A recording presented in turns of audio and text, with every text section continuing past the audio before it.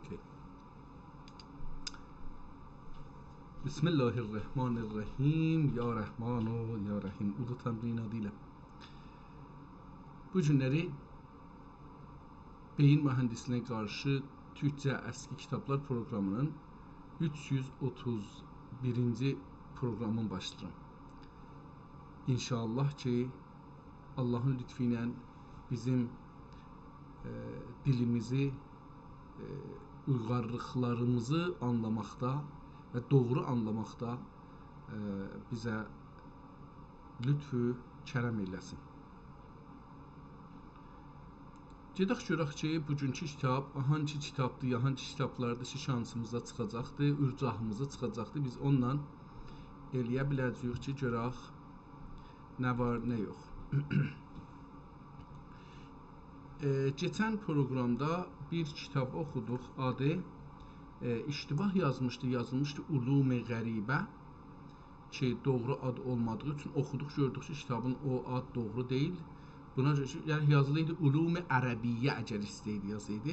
Bəlkə də Ərəbiyyə yazıblar, mən Ulum-i Qərbiyyə oxumuşam. Bunu bir təsdiq eləməyə ehtimalı çoxdur ki, Türkçə sərf-i nəhv ərəbi. Mən bunu değiştirdim, bu şəkildə yazdım. Fəvaid-i Əqaid kitabına bir baxaq. Görək ki, bizə nələr verəcəkdir.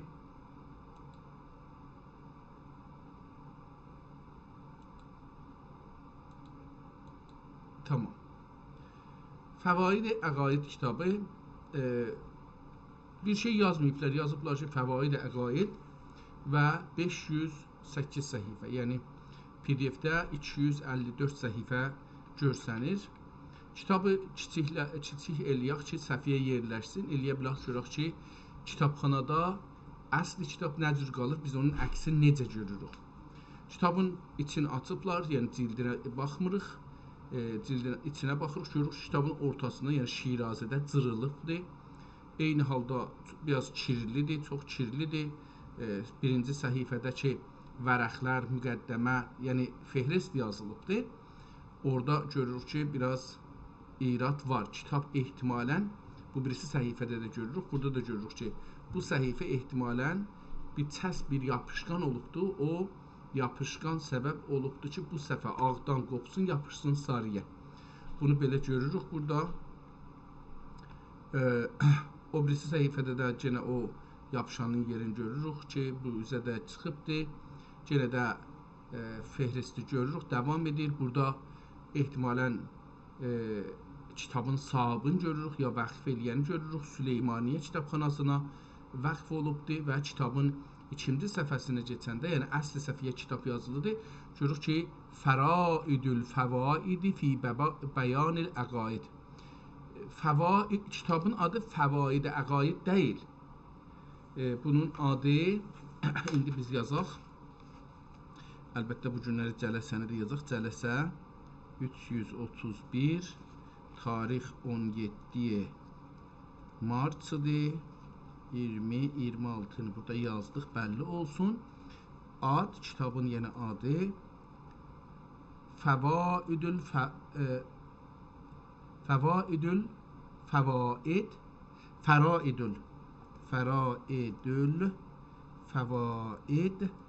fi Bəyani Əl-Əqaid. Kitabın adı budur.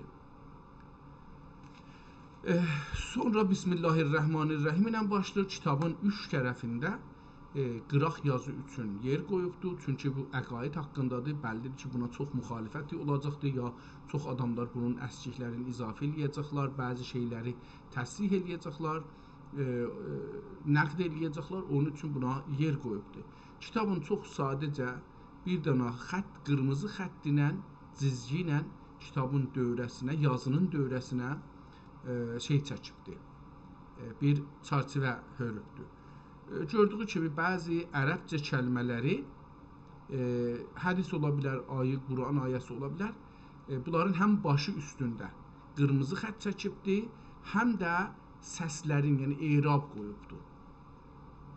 Ondan qalan yerdə mən bu iki səhifədə görmürəm. Biraz sürət ilə Çünki kitabın səhifələri çoxdur. Elə ikinci, yəni 4-cü səhifədə görürük ki, yazı, qıraq yazı başlayıb ki, iç yazıdan çoxdur. Yəni bunu tüm səhifələrdə görürük. Kitabın ortasından dedik Şirazə eyb irad görübdür, amma kitabın özü irad görməyibdir. Şükür olsun Allaha. Bu kitabı saxlayanlar yaxşı saxlayıblar. Biraz hər halda görürük, məsələn, burada indi cırıldı. Yəni o iplə ki, ya o sapla ki tikmişdilər kitabın şirazəsini bir-birinə, kamilən qırılıb və burada onu ayrı-ayrı olmasını görürük. Burada görürük ki, bir səfərdə yox, görürük tüm bir çox kəlmənin başı üstünə qırmızı cıqqılı xətt çəkiblər. Bu da bunu göstərir ki, bu bir ehtimalən bir ayrı kitabdan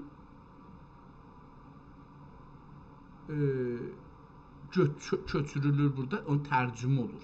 Ehtimalən. Ola bilər də ki, yox, önəmli kəlmələrin üstünə elə qırmızı xətt çəkir bu vəziyyətdə, amma bunun əslisini keçən şeydə görərik. Diqqət eləsəz, o yazını da görürük ki, qıraq yazılar davam edir. Əlbəttə, bir neçə səhifədən sonra yoxdur. Xətt çox gözəl bir əl yazmadır. Kim yazıb, hangi tarixdə yazıb, bunları da tapa bilsək, bu kitabın neçə yaşı olduğunu görə bilərik. Bilirsiniz ki, əski zamanlar çap olmadığı üçün, indi də var əlbəttə, çap zamanında da görürüz ki, birinci çap, ikinci çap, üçüncü çap, 50-ci çap, bu cürsü kitablar ola bilər. Demirəm var, deyirəm ola bilər. Amma o zaman yox idi bu. Bir nəfər əvvəl kitabı yazırdı, sonra onu bir dənə xoşxətt adam yazırdı. Ondan sonra onun üzündən bir ayrı adam yazırdı. Bu bir dənə iş idi, bir təxəssüs idi. Necə çap indi təxəssüsdür, o zaman da təxəssüs idi. Kitab aynı vəziyyətə davam edir və hər bir kitabın üzündən yazırdılar. Məsələn, deyək ki, Həsən bir kitab yazmışdı, mən ona əmanət aldım, onun üstündən birini yazdım. Bir ayrı adam məndən əmanət alır, üstündən yazır. Hey bu cürsü davam edir və hərəsinə bir nüsxə deyirik. Yəni, bu gün də gedirik döktürə nüsxə deyirlər, əl yazmadır və yəni bir danadır, iki danadır deyil. İkinci adama onu vermək olmur. Əlbəttə, kitabı ikinci adam da oxuya bilər, 50-ci adam da, 1000-ci adam da, milyonuncu adam da oxuya bilər. Kitabı sürətlə, hızla eləyirik. Bəllidir, bu kitabı sonralar oxumayıblar qalan yerləri. Əlbəttə, burada o batil oldu. Çünki görürük, bura bir şorba tökülübdür. O hətmən yemaqdır bu. Yəni, ya tilta düşüb üstünə, ya da ət tikəsi düşüb üstünə. Ehtimal, yəni bu iki dənə ehtimal çox yuxarıdır məncə. Bu kitabın hər halda ciddi oxuyanı olmayıbdır. Qıraqda, sonralarda yazı görmürəm. O halda ki, bu çox əqaid haqqında olduğu üçün bunun çox tənqidi lazımdır. Çox bunu sual altına aparmaq ya tozih vermək lazımdır ki, bunu görmürük. Kitabın başında, əlbəttə kitab qutardı burada. Bu son səhifəni ki, yarım səhifədir, onu oxuyaq. Görək ki, burada bir kitabın yazılması haqqında bir məlumat verir ya yox. Və xeyirli məclislərə gedib bizi müstərih edin. Bismillahirrahmanirrahim dedik. Və xeyirli məclislərə gedib bizi müstərih edin. Haqqı Teala səndən razı olsun derlər. İttefahəmə.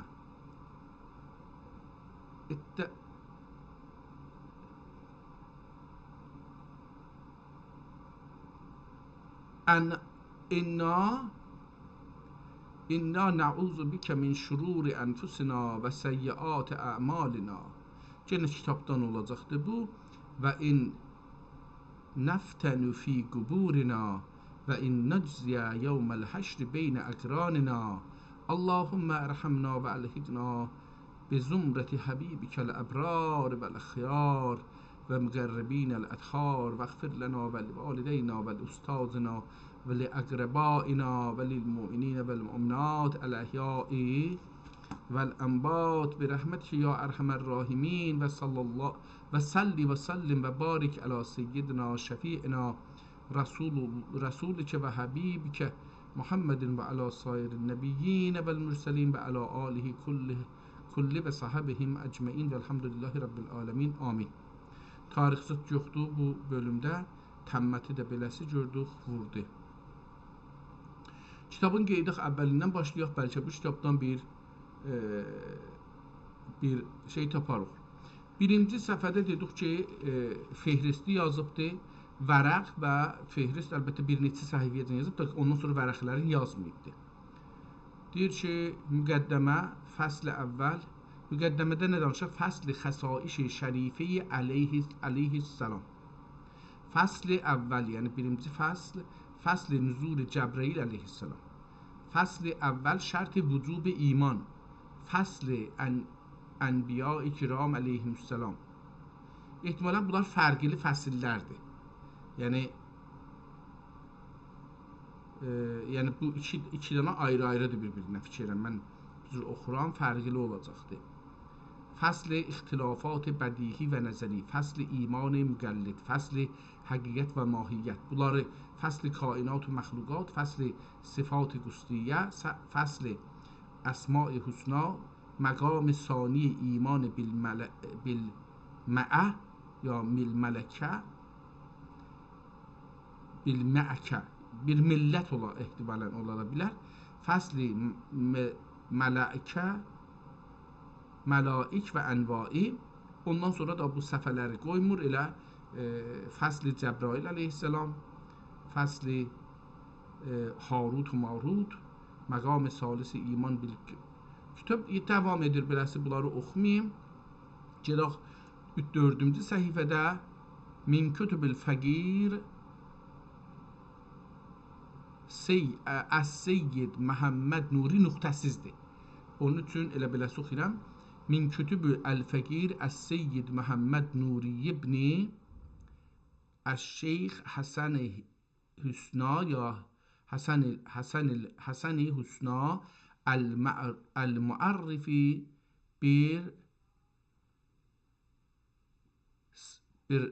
sır el-burus fi daril xilafə illiyyə. Burada da möhrün ehtimalən vurubdur. Görün bu nədir? Bu mehr Seyyid Həsəni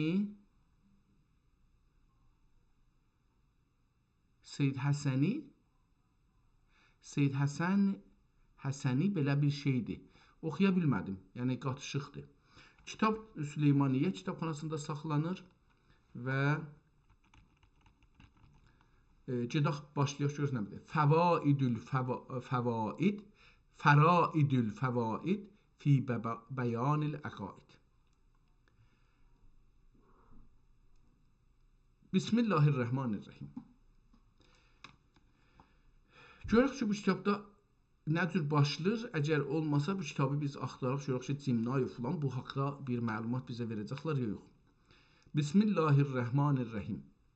Cəmi məhamid bi əddü sənayı layəd və şükri bi hesab bi həd ol xaliq mütəal və qədir bi misal və hayy qəyyum bi zəval malikil mülki vəl mələkut Rabbil izzəti vəl cəbərut müqəddiril əkvani vəl əzman əlim əsraril insi vəl can məzkuri bi külli lisan məşkuri bi külli ərkan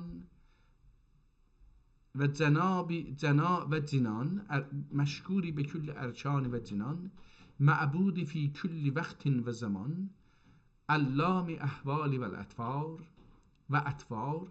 Bəsiri zəmairi əsrar olan Rəbbül ərbab və malikür riqab tələ'lə bu ərəq bəvarik tələ'lü'i bəvarik ayatihi əla səfahi əl-muhaddisat və əşrəqə şəvarik sifatihi ələl əlvahil muhdəsat və əşrəqə şəvarik sifatihi ələl-vahil mübdiat.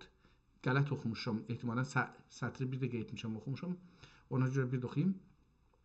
Tələ'lü'i bəvarig ayatihi əla sifahil muhdesati və əşrəq şəvarig sifatihi ələ əlvahil muhdesati mübdiati ələl-vahil mübdiati Həzrətinə olsun ki, kafe kainatı ما ترى فی آیه احتمالا یه حدیث دی جرخ نده ما ترى فی خلق الرحمن من تفاوت فارجع البصر هل ترى من فتور. Burada bir ara koyubdu ehtimalən mən nəzərimə gəldi bu ayə deyil. Görək sümmə irci'il basara karratayni yenqalibu ileykəl basaru xasi'an və huvə xasiru. Fəhvasıncə bu sözdə bu iki dana cümlənin fəhvasıncə nizami bədii üzərinə ibda və ammeyi məsnuati uslubi mənbə üzərinə ixtira, gedək görək o bir səhifədə nə deyir? İxtira edib. Görürsünüz, edibi aşağıda yazıbdır. Yəni o çarçivədən eşikdə aşağıda yazıb. Amma dünənki kitabda görürsünüz, cümlənin axirindəki kəlməni o birisi kəlmədə təkrar edibdir. Yəni bu ki, əgər bu cümlənin sonundakı, kitabın aşağıdakı sətrinin sonundakı kəlmə o birisi səhifədə təkrar olmasa, yəni o kitabda bir səhifələr cırılıbdır. Burada da görürük ki, o çarçivədən ki, eşikdə vardı, orada sonki kəlmənin sətrin əvvəlində gələn kəlməni burada yazıbdır. Əgər bu kəlmə o birisi səhifənin əvvəlində olmasa, yəni kitabdan bir neçə səhifə cırılıbdır. Bir də oxusaq buranı. Pəs fəhvasıncə nizami bədii üzərinə ibda və ami məsnuati uslubi mənbə üzərə ixtira edib hər birinin kəmal sanəvisini müqtəzai hikmət-i rububiyyət birlə üzərlərinə icrayı tərtib elədi və nüsxi adəmi xami qudrəti ilə lوح vücudə təhrir və surət insani əhsən təqvim ilə təsvir edib cəvahir əql və idrak ilə müzəyyən və iskan əmakin məknunat ilə müəyyən və məsalik məaşi təlim və mənahec məadi təfhim edib cümlə-i ibadi. İndi buradan bir ayədir ya bir hədisdir. Vallahu yəd'u ilə darussalam. Kəlam-ı münzili ilə, bu Allahın Qur'andan yəni gəlibdir bu ayə. Kəlam-ı münzili ilə dar səlamətə dəvət və məzhər əzəliyyə və məzhər əzəliyyə olənləri din-i İslam olan sırat-ı müstəqimə hidayət eylə mümtaz eylədi və cəvahir sələvat mütəvasilat və zəvahir təhiyyat mütəvaliyat və ləali təslimat minhu əlbat nə deməkdir bilmirəm. Ol əşrəf mevcudat və əkməl məxluqat şəmş fələk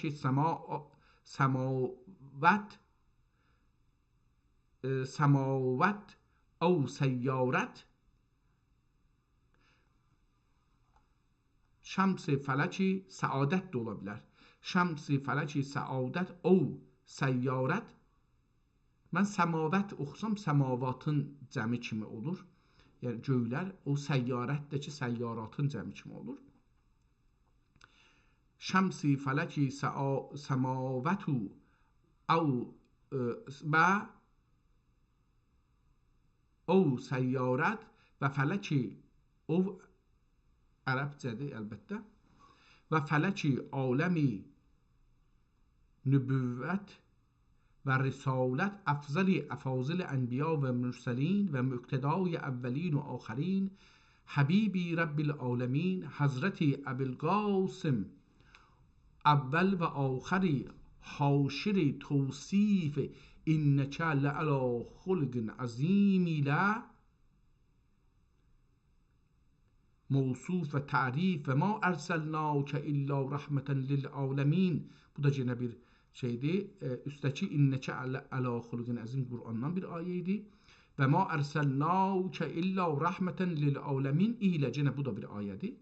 Məruf və nəticəyi innəlləhə əstəfə əni əstəfə Allah seçdi. İstəfə, müstəfə yəni seçilmiş. İnnəlləhə əstəfə əni Hazreti Muhammed Mustafa aleyhi min əkməlis salavat ma huvə illa fi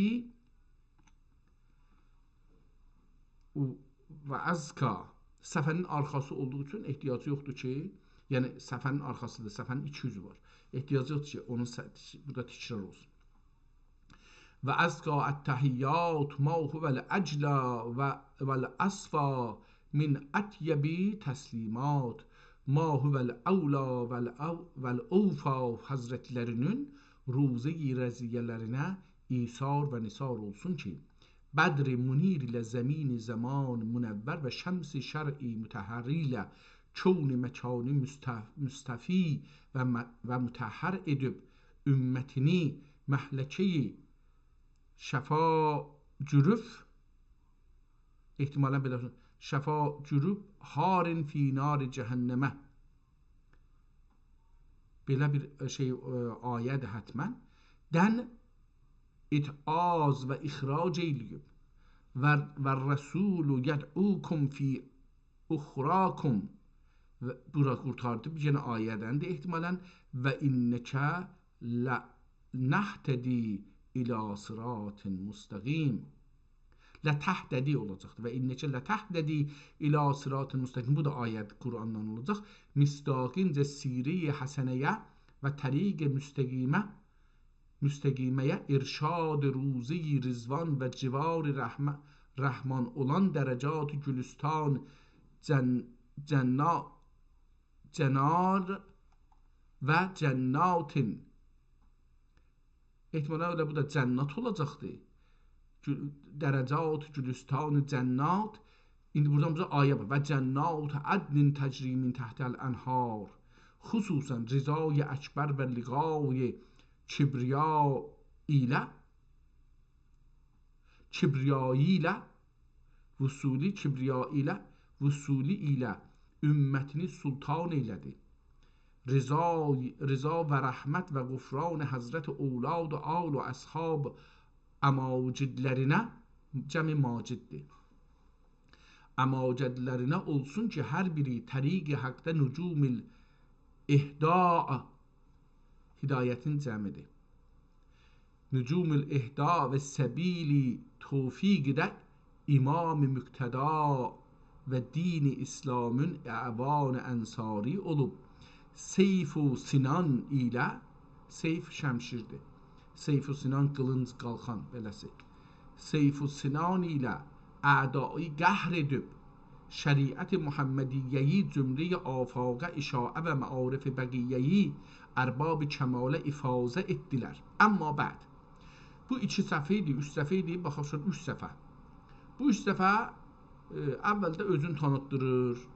yəni din olaraq inanc olaraq mən nələrə inanıram onlara hürmətin göstərir buradan yəni 3 səfə hürmətin göstərməyi ehtiram qoymağın o iradətin göstərir ki Allahdır, Peyğəmbərdir onun əvan əfəri və onlara da görə Həzrət Peyğəmbərin nəyə gəlibdir, Allah nə istəyir bunları da bir əvvəldə bir xülasə olaraq dedi ki yəni əslində bu kitabı göstərir ki mən kitabın bu 3 dəfədə kitab nə haqqında danışacaqdır onu dedi yəni bu ayələrə istinad eləyərək bizə göstərdi ki bu kitabda nələri danışacaq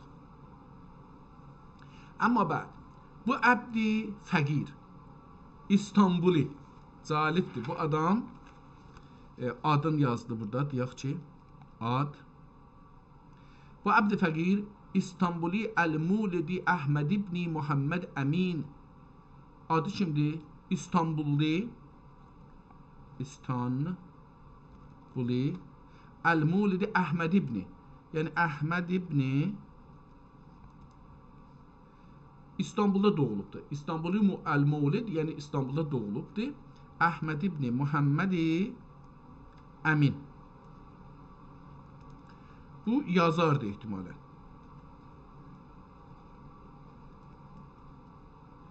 Niyə ehtimalən?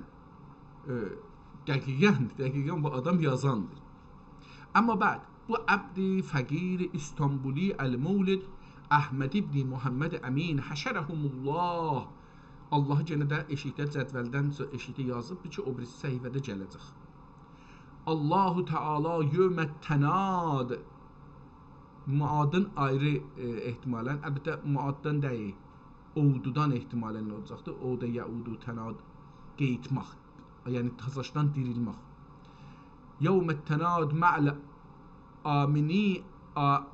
aminindir ki, əqaidi, özün dedi burada, əqaidi sünnət vəl cəmaətdə zərurat-ı diniyyə və ana mülhəq olan məsail cümlə-i mükəlləflərə müminin, müminat, müslimin, müslimatə bilmələri və etiqad etmələri fərz-i eyn və eyni fərz olub. İndi burada iki dənə kəlmə işlətdi, çox fərqlidir. Mənə cəlib gəldi. Biri əl-müminin, müminat, mömin kişilər, mömin xanımlar. Müsliminə, müslimat, müsəlman kişilər, müsəlman xanımlar, xatunlar. Gör, yəni burada biri də müsəlman olur, biri də müsəlmanlıqdan irəli keçir, mömin olurlar.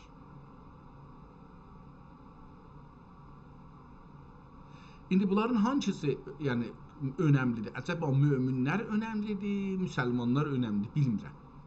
Yəni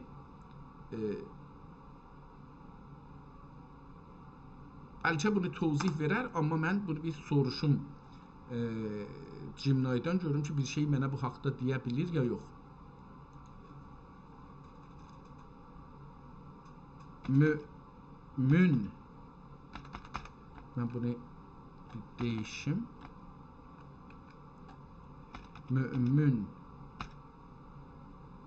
ilə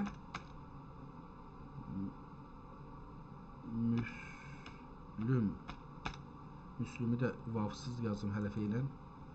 Müslüm arasında hangi fərqlər var və hangisi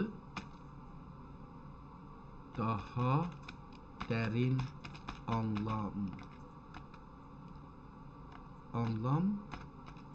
daşır. Görək ki, bu anlamda bizə bir məni verir ya yox. İslam kəlami və Quran baxımından müslüm, müsəlman ilə mömin sözləri arasında incə və önəmli fərqlər var. Bu iki qavramın fərqini aşağıdakı kimi xülasə etmək olar. Təslimiyyət və iman, görünən və gizlənən. Müslüm, lüğəvi baxımdan təslim olan deməkdir. Şər'i mənada dil ilə şəhadət gətirən, İslamın zahiri hökmlərinə, namaz, oruc, həcc, cəhad filan boyun əyən şəxsə deyilir. Buna zahiri təslimiyyət deyilirlər. Bəs müsəlman budur. Mömin lüğəvi baxımdan inan və əmin olan deməkdir. İman qəlbi bir təsdiqdir. Yəni İslamın həqiqətlərini ürəkdən qəbul edib ona gönüldən bağlanan şəxsidir. Buna batini inan, içdən əlbəttə, yəni batin deyəndə bətni sözündəndir, qarın. Batin də yəni gizlidir də, yəni içəridə deyilir. Qur'ani fərq. Hücərət surəsi 14-cü ayədə belə deyir. Qur'an-ı Kərim bu fərqi çox açıq şəkildə bəyan edir. Bədəvilər yəni ərəbləri ki, müsəlman olmayıblar. Müsəlman olmaq dedik ki, əşhədən la ilahə illallah və əşhədən Muhammeden abduhu və rasuluh deməklə olur.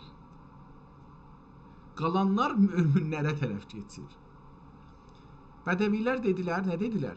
Biz iman gətirdik, özlərinə də de, yəni onlara de. Siz iman gətirdiniz, lakin biz müsəlman olduq, İslamı qəbul etdik, yəni deyin. Çünki iman hələ sizin qəlbinizə daxil olmamışdır. Elə bu ayədən bəlli oldu. Heç ayənin özündə yazsaydı daha yaxşı olardı ki, onu biz oxuyardıq. Bu ayəti yazar mısın? Görək o ayəti yazsa yetərlidir. Hücərət ayəti ayə 4.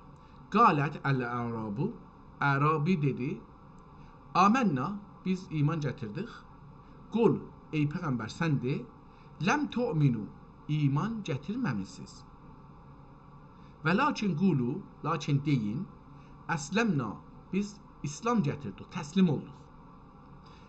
Və ləmma yədxulul imanə fi qulubikum və iman hələ sizin ürəklərinizə daxil olmayıbdır.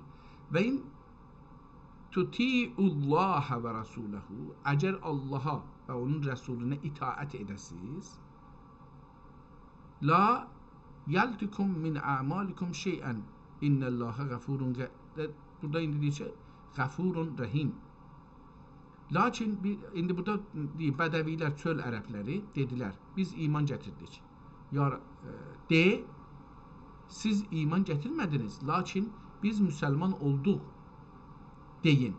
Çünki iman hələ sizin qəlbinizə daxil olmamışdır.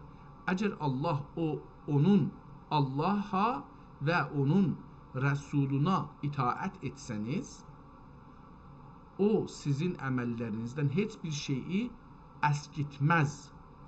Şübhəsiz ki, Allah bağışlayan və mərhəmət edicidir, ya edəndir. İndi bu şey oldu. O iki dananın fərqini bildik. Cümlə-i əqaid əhl-i sünnət vəl cəmaətdə zərurat diniyə və ona mülhəq olan məsail-i cümlə-i mükəlləflərə müminin, müminat, müslümin, müslümata bilmələri və etiqad etmələri fərz eyni və eyni fərz olub və ümməti və aməntu billah məzmun hədis-i şərifi icmalən əqaidi cami olduğundan ixvan dinə xidmət və tələb-i məğfərət və rəhmət üçün nöən təfsil eylədim. Burada da bir kəlmə işlətdi, o da cəlibdir. Fərz-i eyn, eyni fərz. Fərz-i eyn nə cürdür? Yəni, hər adamın özünə fərzidir ki, bu işi görsün. Bir ayrı adam bu işi görməklə iş olmaz.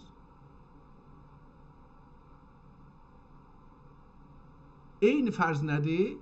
Yəni, fərz-i eyn buydu. Eyni fərzdə, yəni, bunu örgəşmağın özü də vacibdir. Tamam. Hər kəsə vacibdir, vacibin özü də fərzidir. Beləsidir. Gedək görək ki, nə elədi? Ki, ta əxvan dinu xullan müxəssilin yazıbdır. Mütalə etdikdə müstəfid olələr.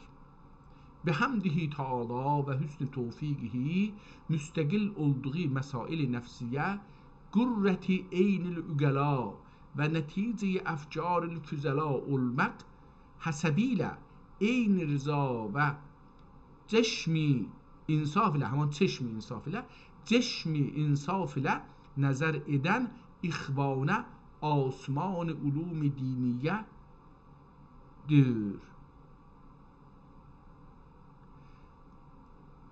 O sipehri yazıbdır. O sipehri məarifi yəqiniyyədən hər bir məsələsi çoğkəbbirlər gibi ziya verib züləmat-i müşkilat-i qəlbiyyəyi tənvir edər. Bir müqəddəmə və 6 məqami havi olub. Bir müqəddəmə, bu kitab yeri, bir müqəddəmə və 6 dana da məqam, mövzuda, qonuda danışacaqdır. Əvvəl iman billahi Teala. Məqam-ı sani iman bil mələikəti. Məqam-ı salis, altında bunu qırmızı ilə də 1, 2, 3'ü yazıblar. Məqam-ı salis iman bil kütübi. Məqam-ı rabi iman bil rüsül. Məqam-ı xamis 5 iman bil yevmil axir. Məqam-ı sadis 6 iman bi qəzai vəl qədər. İman bil qəzai vəl qədər bəyanındədir. Fəraidil fəvaid fi bəyanil əqaid təsmiyə elədim. Adını qoyduq. Fəraidül fəvaid fi bəyanil əqaid. Bu bunun adı təsmiyə elədik, yəni ad qoyduq. Haqqı Subhanahu və Teala'dan niyaz və təzərrü edərəm ki, yazan deyir. Nə olsun? İndi burada qıraq yazısı, ciddi bir qıraq yazı vardı.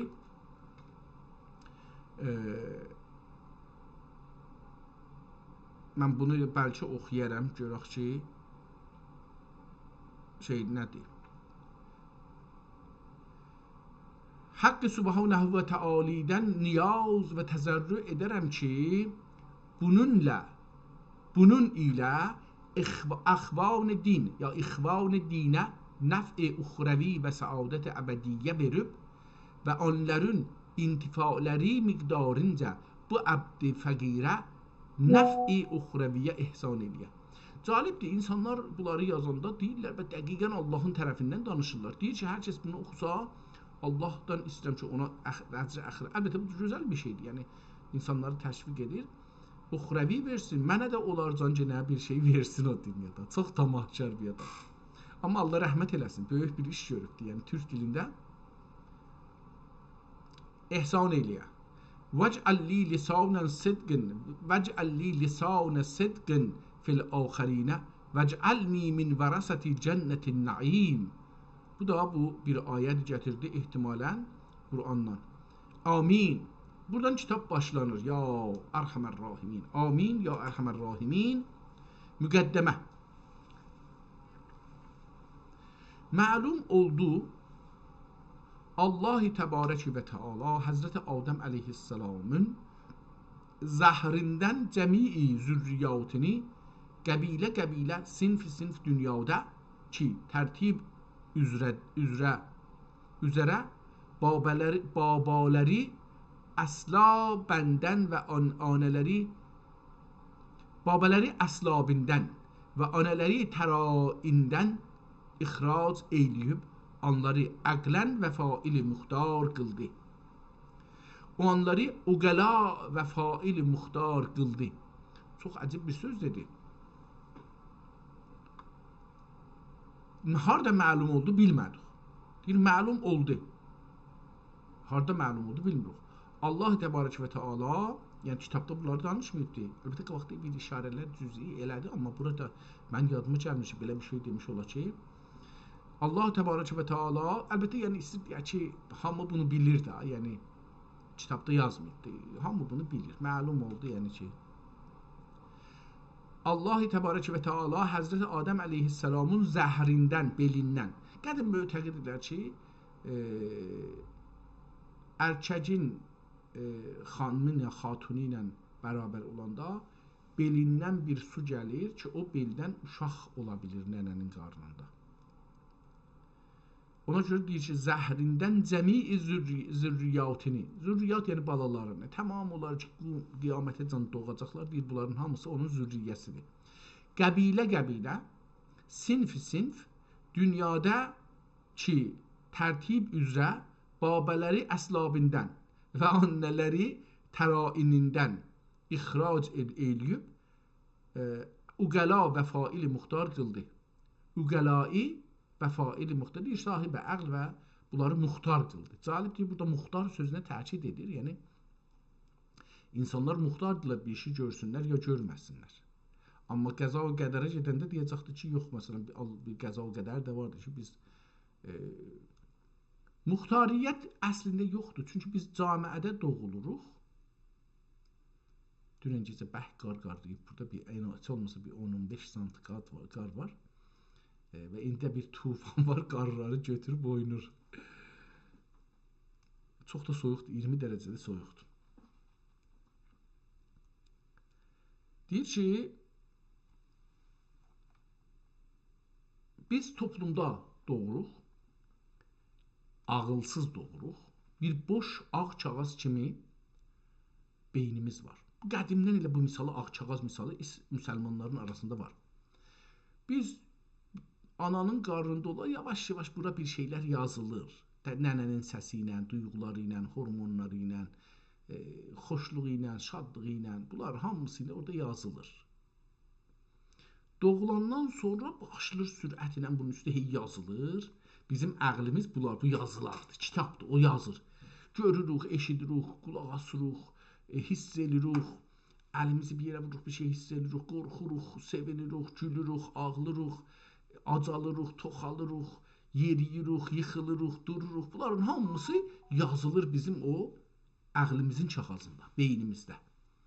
Və o şey ki, ağıl deyirik, orada olur. Bunun harası biz muxtarıq? Yəni, hər şey ki, toplumdan gəlir və toplumda ola bilər hamısı qələt olsun.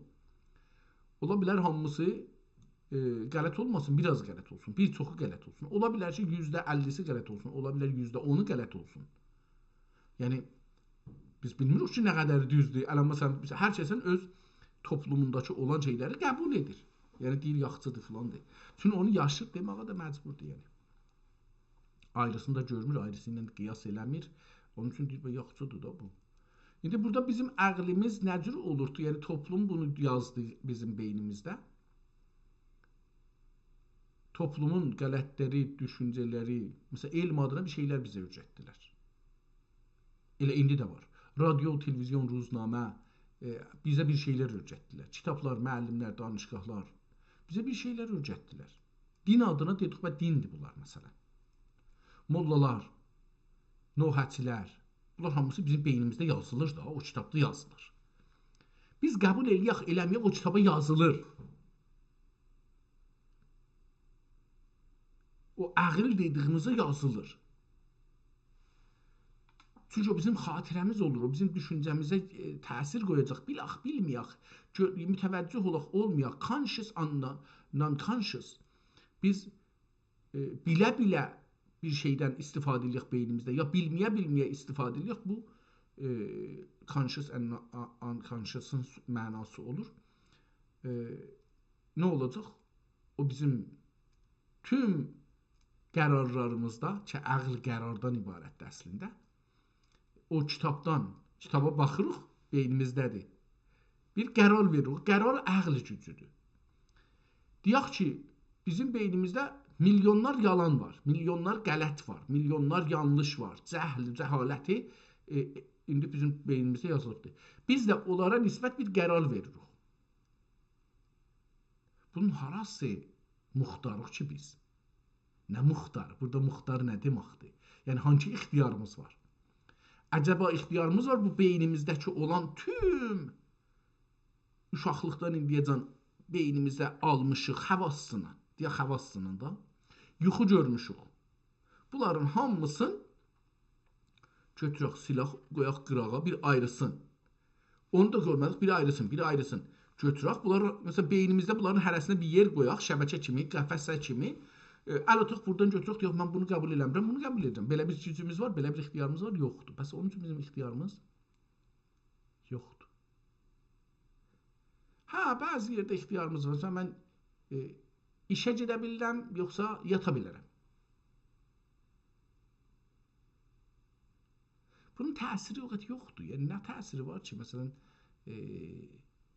işə getməyim, yatım, gedim işə, yatmayayım. Bu, çox da bizim yaşamımızda çox ciddi təsiri yoxdur. Maşınla gedim, piyada gedim. Xətti vahidə minim, yəni otobusa minim, yoxsa məsələn, qətarla gedim. Filan kəsi gedim, görüm ya görməyim. Bu, çox da təsiri yoxdur. Yəni, bunlar bizim adam olmağımızda, necə yaşamağımızda nə qədər təsiri var, mən bilmirəm.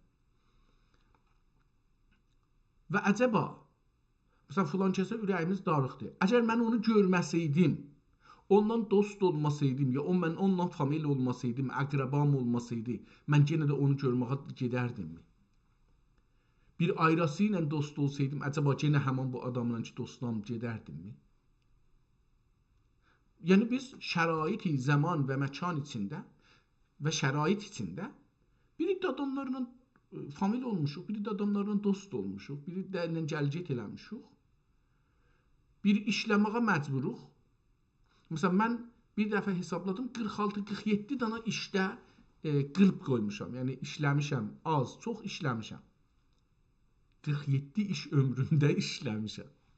Bunların ən çox uzun olduğu qazetəçilikdir. Ondan sonra ilməhsalanlıqdır. Ondan sonra müxtəlif şeylər var, yəni işləmişəm də, hər halda bunları hərəsini biraz işləmişəm.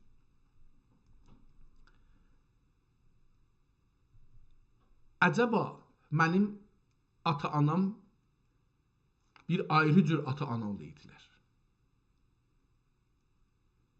Bir ayrı imkanları olaydı. Mən bu 46 dana, 47 dana, 50 dana işi işlərdim, yoxsa bir işə gedərdim? Yoxsa əslən bugün qazetəçi olardım, ya belə bir vəziyyətə gələ türkçü olardım, yoxsa bir ayrı vəziyyətə gedərdim? Hətta mənim türkçü olmağım, əcəba mən türkçü olmuşam, İslamçı olmuşam, bu mənim istəyimdir, seçimimdir, yoxsa bu gəldiyim yol ki, məcburam bu yolu gedəm yaşamda, məni bura gətirib çıxadıbdır. Bu yolu Allah mənim qabışımda qoyubdur, belə gətiribdir. Yoxsa toplumun şəraiti, ictimai, zamani, məkani məni beləsi hey fırlandırıb gətiribdir. Getirib bugün, bura. Bilmirəm. Siz nə düşünürsünüz? Yəni, sizcə ixtiyarımız var, yoxsa biz ya Allahın tərəfindən qəza və qədər yağadına, bir də qəza və qədər deyəndə çox təəssüf şeyləri düşünürük, təsadüfləri düşünürük. Yəni, məsələn, yıxılaq qıçımızsına, biri ölə.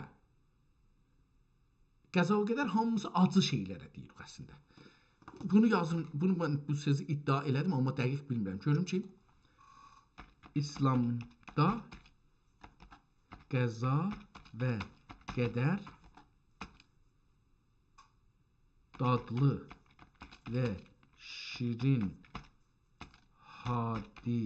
hadisələrə də deyilirmi, yoxsa tamamən acı hadisələrin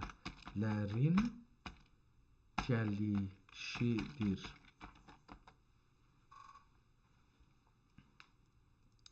İslam baxımından qəza və qədər qaydası təkcə acı və çətin hadisələrə aid deyil, bəlkə həyatın bütün sahələrini, o cümlədən ən şirin və xoşbəxt anları da əhatə edir. Əslində bu inam bizə Quranda görək ki, buna bir məna şey veribdir.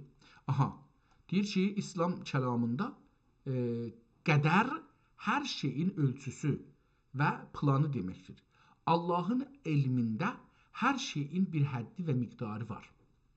Buna görə də bir insanın evlənməsi, ovlad sahibi olması, müvəffəqiyyətlər və hətta yedici ləziz bir yemək də qədərin bir hissəsidir. Qur'an-ı Kərimdə buyurur: İnna kullə şeyin xalaqnahu bi qədərin. Biz hər bir şeyi öz ölçüsündə ya ölçülədik hətta, beləsi deyək. Biz hər şeyi ölçdük. Əlbəttə, burada deyir ki, xalaqnahu bi qədərin həman ölçməkdir. Yəni, biz ölçdük. Biz bir müəyyən boyutda onu xəlq elədik, yaratdıq, hər şeyi. Əcəba şeydən fəqət şey anlamındadır, yoxsa yaşam, düşüncə də ondan gəlir? Mən bunu bilmirəm. İmtihanın iki yüzü var. Acı hadisələr, şirin hadisələr. Tamam, bunlardan geçək. Hər halda bu şey dedi ki, şirində qəza və qədərin içinə girir. Bəli, biz normalda toplumda bunu qəza və qədəri acı bilirik. Şirində heç demiyoruz qəza və qədərə şeylə filan. O da bir şeydir, toplumun anlayışıdır. Dedi ki, müqəddəmə. Qeydək buradan yenə də sözümüzə. Müqəddəmə. Məlum olduğu Allah-u Təbarək və Teala Həzrəti Adəm əleyhissalamın zəhrindən cəmi-i zürriyyatını qəbilə-qəbilə, sinf-i sinf, Burada sinfiləri də gətirilir. Məsələn, mən elə bir ki, Allah deyib ki, mən gərək həttəmən qəzetçi olam, ya həttəmən ilm əhsalan olam, ya həttəmən məsələn çoban olam, ya həttəmən məsələn çobanlığı yazmamışdım o işdə fikircəm. Yazmışdım. Çoban olam. Bir neçə il çoban olmuşam uşaqlığımda. Ərz eləyim ki, ya nəccar olam, ya cuşqar olam, tıraşqar olam, frezkar olam, frez dəstgahını işlədəm. Ya məsələn, simkiş olam, sabun daşıyam, tükanda sandıq başında duram. Yəni, əcəba Allah bunları mənə deyibdir, yoxsa Allah mənə mən məsələn deyə bilərdim, məsələn, bir rəis cümhur balası olan, məsələn, dədəm rəis cümhur olan məsələn, rəis cümhur balası olan, ixtilasçı olan, oğru olan, əyri olan, onlar da ola bilərdi, yəni. Əcəba bunları Allah eləyibdir, yoxsa, yəni onda Allah oğrunu oğru eləyir, məni də məsələn bu şey eləyibdir. Yəni burada belə bir mən çətinlik çəkirəm. Qəbilə-qəbilə, sinf-sinf dünyadakı tərtib üzərə babaları əslabindən və anələri təraindən ixrac eləyib, onları uqəlai və faili muxtar qıldı. Bu haqda çox danışdım, uzun oldu. Bədihu, buradan sonra nə mənə? Ələstu bi Rabbikum, mən sizin Allahınız deyiləm, dedi. Yəni, mən sizin Tənriniz deyiləmmi? Deyib, xitab etdikdə cümləsi, yəni, sən bizim cümləsi, yəni, sən bizim Tənrimiz, nə mənədir? Rəbbimiz sən dedilər. Orada Rəbbi yazmışdı, burada da Rəbbi biraz fərqli yazıb, amma mən də onu oxuya bildim. Sən bizim Rəbbimiz sən dedilər. Və təsdiq və iqrar onlara iman fitri oldu. Fitri və fitrət nə deməkdir? Fitri və fitrət. Sözü görək şey bizə nə deyir? Fitrət kəlməsi ərəbcə fitr kökündən gəlib. Hətta yaradılış, başlanğıc və bir şeyi bölmək üzərə çıxmaq ya çıxarmaq.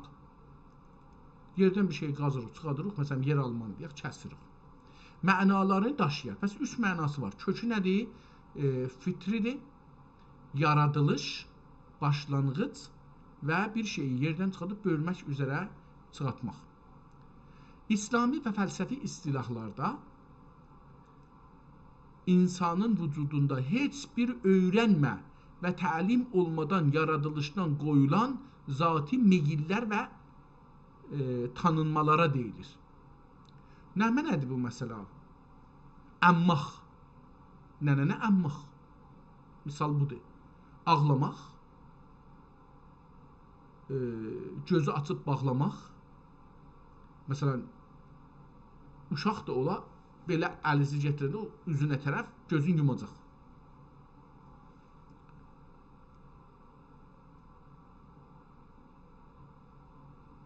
Bunlara deyirlər fitrət.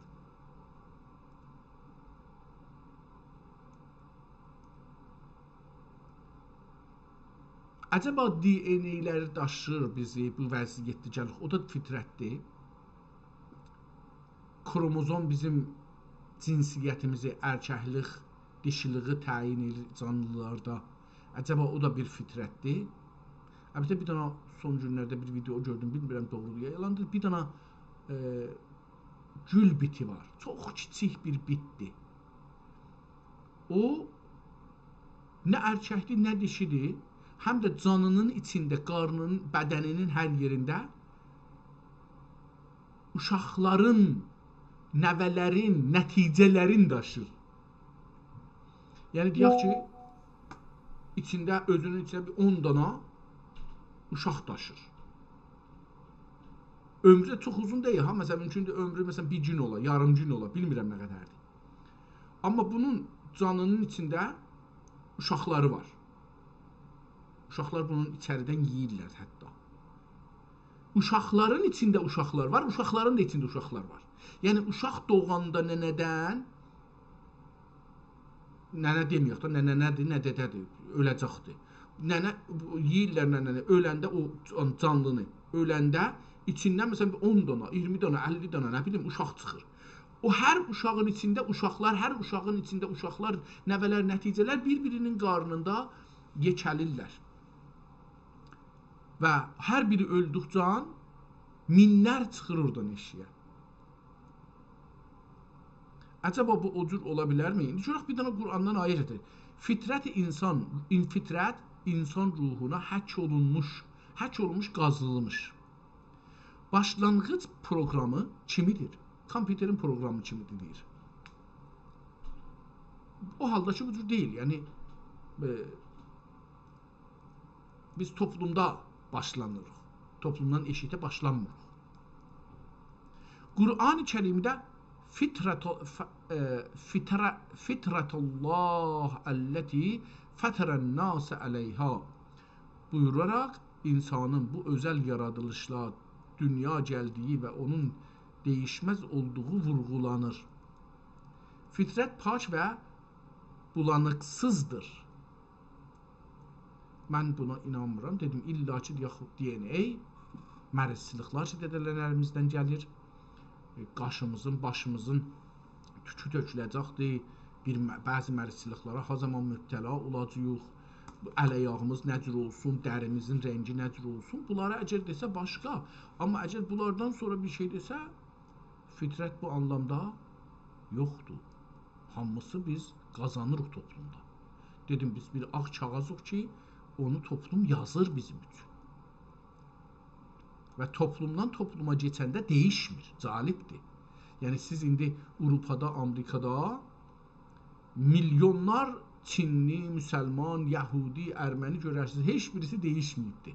Birinci nəsil əsla dəyişməz, ikinci nəsil biraz bəlkə dili dəyişlər, üçüncü nəsil, dördüncü çalışarlar. Yəni çalışarlar ki, o köçdükləri torpağa uyğun olalar ki, iş tapa bilərlər. Yoxsa inanmıram dəyişmək bu cürsə davam eləyə bilər. Yəni müqavimət var, çox ciddi. Məsələn, mən burada nəvələrimlə çalışıram, türkü danışam. Hər nə cürsə bunlar türkünü öyrənsinlər. Hər bir halda məsələn çalışıram ki, bunlar şey olsunlar. Yəni bu bir müqavimətdir də mənim tərəfimdən. Yeni toplumun qarşısında. Və bu uşaqların üstündə təsir qoyacaqdır. Anlayışlarında, baxışlarında. Hə, iş tapa biləcəklər, tapa bilməyəcəklər. O da onların sonki, yəni məsələn Təbrizdə də, Ərdəbildə, Urmiyədə, Zəncanda, Əhərdə, Qəzvində, Həmədanda, Tehranda olan türklər də, Xorasanda, Şirazda, İsfahanda olan türklər də aynı bu cürdür. Yəni deyir ki, türkü danışır, amma deyir ki, mən uşaqlarım iş tapa bilməz, bunlarla farsı danışım, biraz farsları yaxçı olsun, eləyə bilsən iş tapsınlar. Məsələn, məni təhqir edirlər, təhqir olmasınlar. Mən dünən bir calib məsələyə rast gəldim. Bir dənə bir şişini gördüm, düşəndə, alverə gəlibdi, xanımısı ilə. Bir dənə əcibə bir böyük qoyub başına, bunun üstündə möhrü var. Bir cılıtqa giyibdi, artıından köynək giyibdi, bunların hərəsinin üstündə bir şeylər var. Sonra kəmərindən bir şey bağlayıb ki, qolçaq deyirik da, uşaqlar oynadırlar. O cürsü bir şeylər buradan qabağından aslanır. Bir damən giyibdi, altda bir corab giyibdi, şort corab deyək, məsələn, bilmirəm şortu var ya, yox giyibdi. Bir gön başmaq giyibdi, bir dənə ağ corab giyibdi, dolanır. Dedim ki, mənə bu haqda bir tozih verərsən ki, haralısan və bu nəyə bunu giymirsən? Mən İskotləndi və bir də yer dedi, oru alayam, dedim nənəm oralardandır. Mən 30 il orduda işləmişəm, o zaman onların ordunun uniformunu giymişəm, yəni rəsmi paltarını giymişəm. İndi ki, əməkli olmuşam, yəni bazı şəxs İranda deyirlər, əməkli olmuşam, indi öz ata-anamın, geçmişlərimin tarix boyu geydikləri uniformu giyirəm. Xanımısı dedi ki, bu qış ola, yay ola, bu paltarı giyər. Bu paltarı əsla dəyişməz. Çünki bu paltar bunun dədənənələrin təmsil edir. geçmiş nəslilərin təmsil edir. Bu, onları qorumağa çalışır. Dedim, mən də, xanım da dedi, mən də İskotləndi və filan yerdəyəm, amma mən mərasimdən mərasimə giyərəm. Bəli, bu bizim paltarımızdır. Yəni, bu müqavimətdir da, istəmir. 30 il Kanadada, orduda qalandan sonra burada doğulub ha. Kanadada doğulubdur. Xanım dedi, biz burada doğulmuşuq, hər ikimiz burada doğulmuşuq, burada yekəlmişuq. Amma geçəcəyimizi ötürüb gedə bilmərik. Bu müqavimətdir. Ələstu bi Rabbikum? Yəni, mən sizin Tənriz deyiləmmi? Deyib, xitab etdikdə cümləsi, yəni, sən bizim Rəbbimizsən dedilər və təsdiq və iqrar onlara iman-ı fitri oldu. Burada fitrət məsələsinə görə biraz dedim da. Və Həzrəti Adəm əleyhissalam cümləsini gördü. Görərdi, üst-üstə. Və cümləsini görərdi. Yəni, Həzrəti Adəm o zaman bunların hamısının, burada nə cür hamı yaranıb? Əcəba hamının ruhu yaranıbdır. Ya hamıdan nə cür bir şey vardı ki, iqrar ediblər Allahın Allahlığına və Həzrəti Adəm də orada bunların dediyim o heyvan kimi də elə bir şey hamısı bunun qarnında yaranıbdır. Görür onları. Və Həzrəti Adəm əleyhissalam cümləsini görərdi. Allah-u Teala onlara iman ilə əmr elədi. Onlara iman ilə əmr elədi. Küfr və şirkdən nəhy elədi. Aləmi dünyada imanı kütüb eyləyib, İman kətəb eyləyib yazıbdır. Möminlər onlara əhd-i müvafiq eyləyib. İman fitri üzərinə, fitrət üzərinə daim və sabit olurlar. Küfr, üstəki kitab deyilmiş. Əmr elədi, küfr şirkidən nəhy elədi. Aləmi dünyada iman kəsb eyləyib.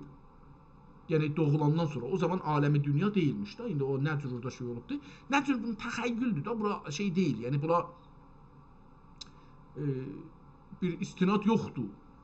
Dedim, yaradılış teoriləri çoxdur, varlıq, necə varlıq, yaradılış deməyək, necə varlıq, necə var olmaq teorisi, fərziyyələri çoxdur.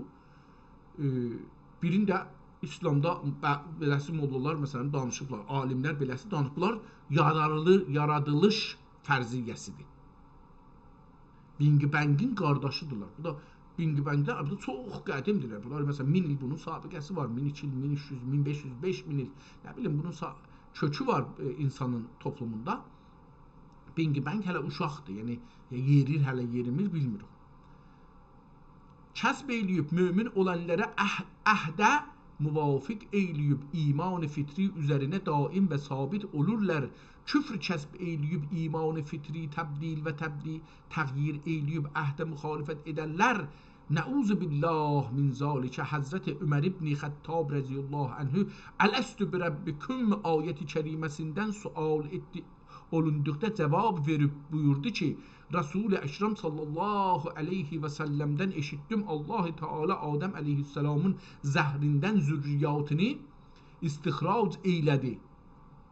Tamam, dünya boyu milyardılar, trilyardılar insan ki doğulacaq, öləcəklər, hey doğulacaq, gələcəkdir. Buradan indi 8 milyarddan çox adam yer üzündə var. Amma mümkündür tarix boyu məsələn 1000 milyard ölübdür. Bilməyəcək ki, nə qədər ölübdür. Deyir ki, buyurdu ki, Resul-i Əkrəm sallallahu aleyhi və səlləmdən eşitdim Allah Teala Adəm əleyhissalamın zəhrindən zürriyatını istixrac eylədi. Deyib, buyurdular, dedi. Və acələ tabiini də, acələ ehtimalən bir adamdır, hər kəsdə bilin, bir adam adı olacaqdır. Və acələ-i tabiindən, yəni, məsələn, onlar ki, Həzrət Məhəmmədi görüb, onlara səhabə deyirik. Onlar ki, Həzrət Məhəmmədi görməyiblər. Həzrət Məhəmmədi görənlərdən eşidiblər, danışıblar, yaşayıblar. Bunlara tabiin deyirik. və acili tabiindən Səid ibn Cübeyr rəziyallahu anhümadən nəql eylədi. Acilə Səid ibn Cübeyrdən nəql eləyibdi. Səid ibn Cübeyr Peyğəmbəri görübdü, o zamanda yaşayıbdı. Bu acilə görməyibdi, amma Səiddən eşidibdi. Və iz əxəzə rabbuka min bəni Adəmə min zuhurihim zürriyyətəhum və əşhədəhum ələ nəfsihim ələstu bi rabbikum qalu bəla. Qovl-i şərifində tamamı beləsi davam edir. Yəni bu kitab görürük ki, yaradılış üzərə bir teori üzərində danışır.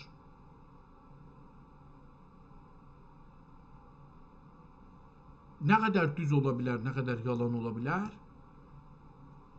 o qədər ki, bingi-bəngi biz qəbul eləyə bilirik, bunları da qəbul eləyə bilərik. Niyə məsələn bingi-bəngi qəbul eləyək, bunu qəbul eləməyək?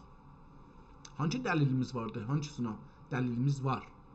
Nə buna dəlilimiz var, nə bingi-bəngiyə dəlilimiz var. İkisi də bir təsəvvürdür, bir nəfər deyibdir, biz də qəbul elərik, ya eləmərik.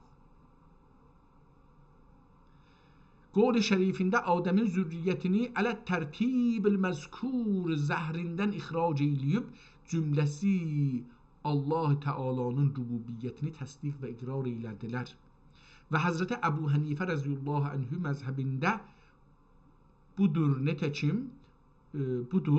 nitəkim Fiqh-i Əkbərdə zikr eylədi. Kitabın adı Fiqh-i Əkbərdir. Fiqh-i Əkbərdə zikr eylədi, dəxi Allah Teala Ənbiya əleyhümüssəlamdə əhd əxz eylədi. Allah Teala Ənbiya əleyhümüssəlamdən əhd əxz eylədi ki, aləmi dünyada təbliğ din və təlim şərai edələr. Ümmətlərinə əsla çetmə etməyələr. Yəni çetman sözündən düzəlir. Ehtimalən ərəbcədir ya türkcədir bilmirəm. Farscadır bilmirəm. Çetm və çetman sözü burada yazıq soruşaq. Çetm və tamam bu deyilmiş. Çetm və çetman sözlərinin kökü haradan gəlmiş olabilir?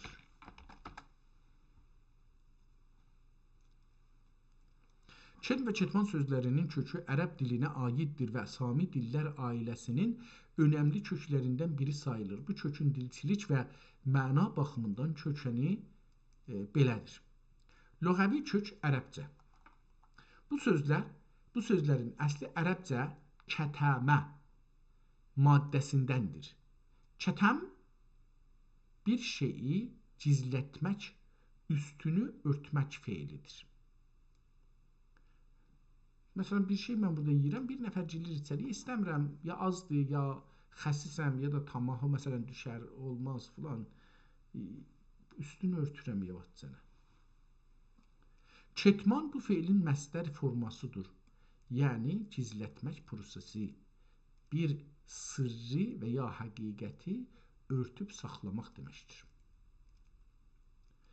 Məna gəlişməsi ilə işimiz yoxdur. Bu qədər görək ki, istirdik yaxşı, bu hardan gəlibdir.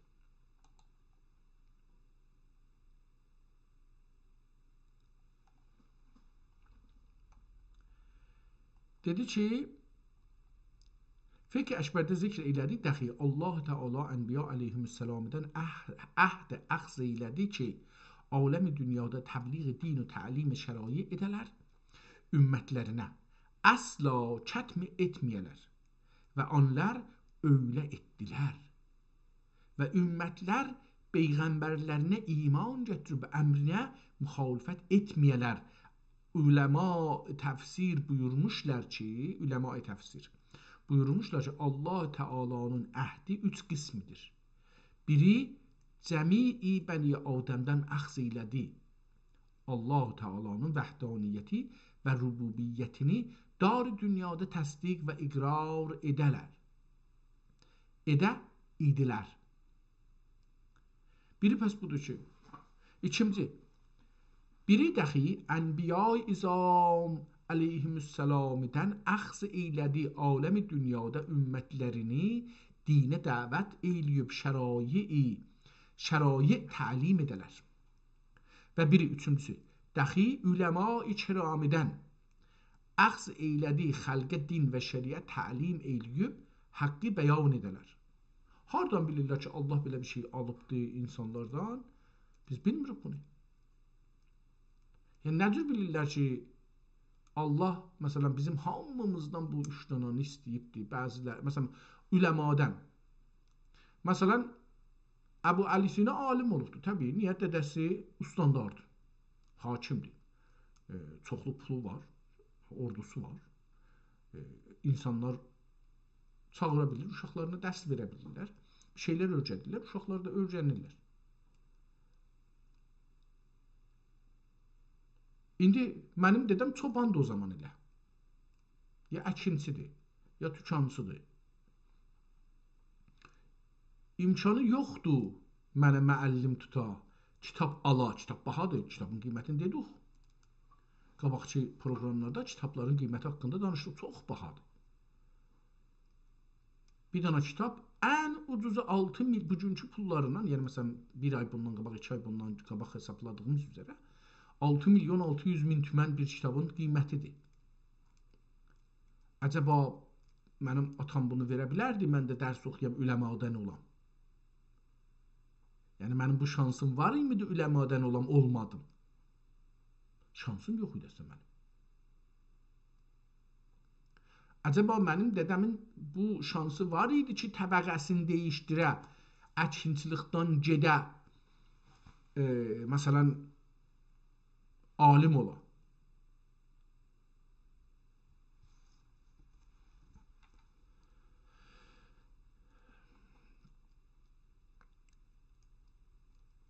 Üləma hansı dini təbliğ edəcəklər? Üləma öz düşüncələrini təbliğ edirlər. Dinin işləri yoxdur ki.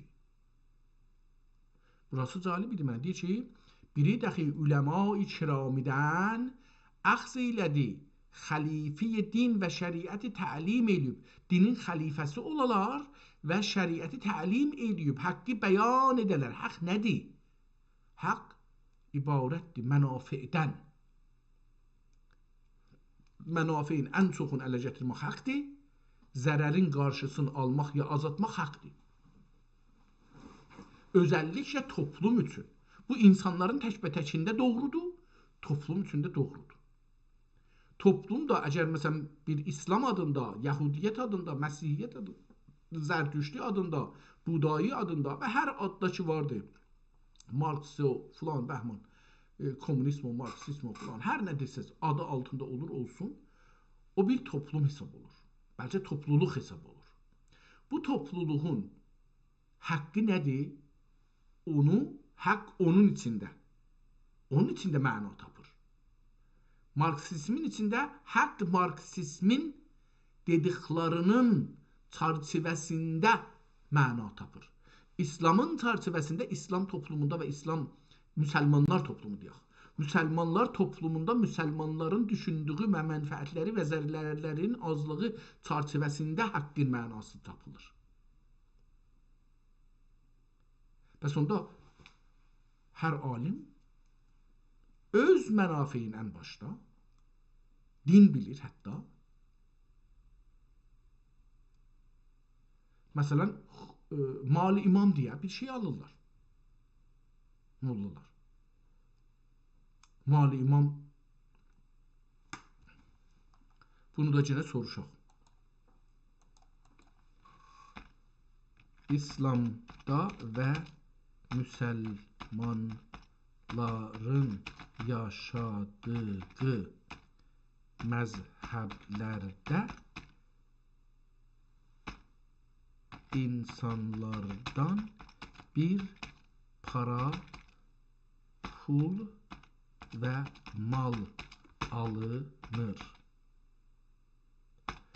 Bunların adları nədir və hansısının kökü Qur'anda var? Tamam, buna da bir baxaq görək ki, Nələr alırlar? İslam hüququnda və müxtəlif məzhəblərdə diqqət buyurun, İslam deyə bir şey yoxdur ha. İslam hüququ deyə çox ciddi bir şey yoxdur. Hüquq yoxdur İslamda. Çox ciddi hüquq yoxdur. Geniş hüquq yoxdur. Ciddi desək də beləsi bu anlamda geniş hüquq yoxdur. İslam hüququnda və müxtəlif məzhəblərdə insanlardan alınan malı, öhdəliklərin, pul və mal bir neçə növü var. Bunların bir qismi vacib, bir qismi isə gönüllü xeyriyyəkarlıq sayılır. Aşağıdakı cədvəldə bunların ən önəmlərini və Quran kökülü olub olmadıqlarını görürük. Zəkat. Quran kökü var. Quran kökü var. Quranın bir çox ayəsində, məsələn, Bəqərə 44-cü ayə, 60-cı ayə, Tövbə 60-cı ayə namazlayan yana zikr olunub. Namazla yan-yana zikr olunub. Tövsif. Bəlli bir miqdar mal, dövləti, qızıl, gümüş, heyvandarlıq və əkinçilik məhsulları olan müsəlmanın hər il malının bəlli bir hissəsini yoxsullara verməsidir. İslamın 5 şərtindən biridir. Xums. Quran kökü var. Ənfal surəsinin 41-ci ayəsində açıq şəkildə gəlir. Bilin ki, ələ keçirdiyiniz hər şeyin 5də biri, yəni 20%. Diqqət buyurun, 20%dan söz gedir. 20%-i 5də biri Allaha, Rəsuluna aiddir. Tövsifi 5də 1 deməkdir. Əhli, yəni xums 5də 1 deməkdir. Əhli təsənnünün məzhəbində daha çox müharibə qənimətlərinə aid edilir. Şiə məzhəbində isə qənimətlərlə yanaşı insanın ilk qazancının xərcindən artıq qalan hissəsinin illik qazancının xərcindən artıq qalan hissəsinin 20% kimi hesablanır. Yəni, deyək ki, mən 1 milyard bu il pul qazanmışam, 1 milyard tümən. Bunun 900 milyonu xərcləmişəm, 100 milyonu qalıbdır. Bu 100 milyonun 20 milyonun alır. Niyə? Deyir ki, bunu xərcləməmsən, bunu vercinən. Xumsudur bu, 5də 1. Bir dənə də zəkat aldı axı. Əlbəttə deyir ki, zəkat yox, xums. Sünnilərdə xumsu fəqət savaşda əldə qənimətlərdən verir müsəlman. Şiə amma qazancından da alır. Yəni, sünnilər biraz insanları rəhm ediblər. Şiələr, şiə mollalar, bu şiə mollaların da, baxın bu şeydir, yəni gördünüz, oradakı o zaman şeydir, sünni, şiə getdi mollalara. Qurandan çıxdı şiə. Fitriyyə. Quran kökü dolayılı, sünnətlə sabitdir. Sünnət, yəni toplumsal, toplumda var. Amma Quran kökü dolayılı sabitdir. Yəni, dolayılı deyir, sünnətdir, sünnət deyil. Yəni, Quran deyil. Ümumiyyətlə, Quranın təzkiyə, paçlanma ayələri ilə əlaqələndirilir.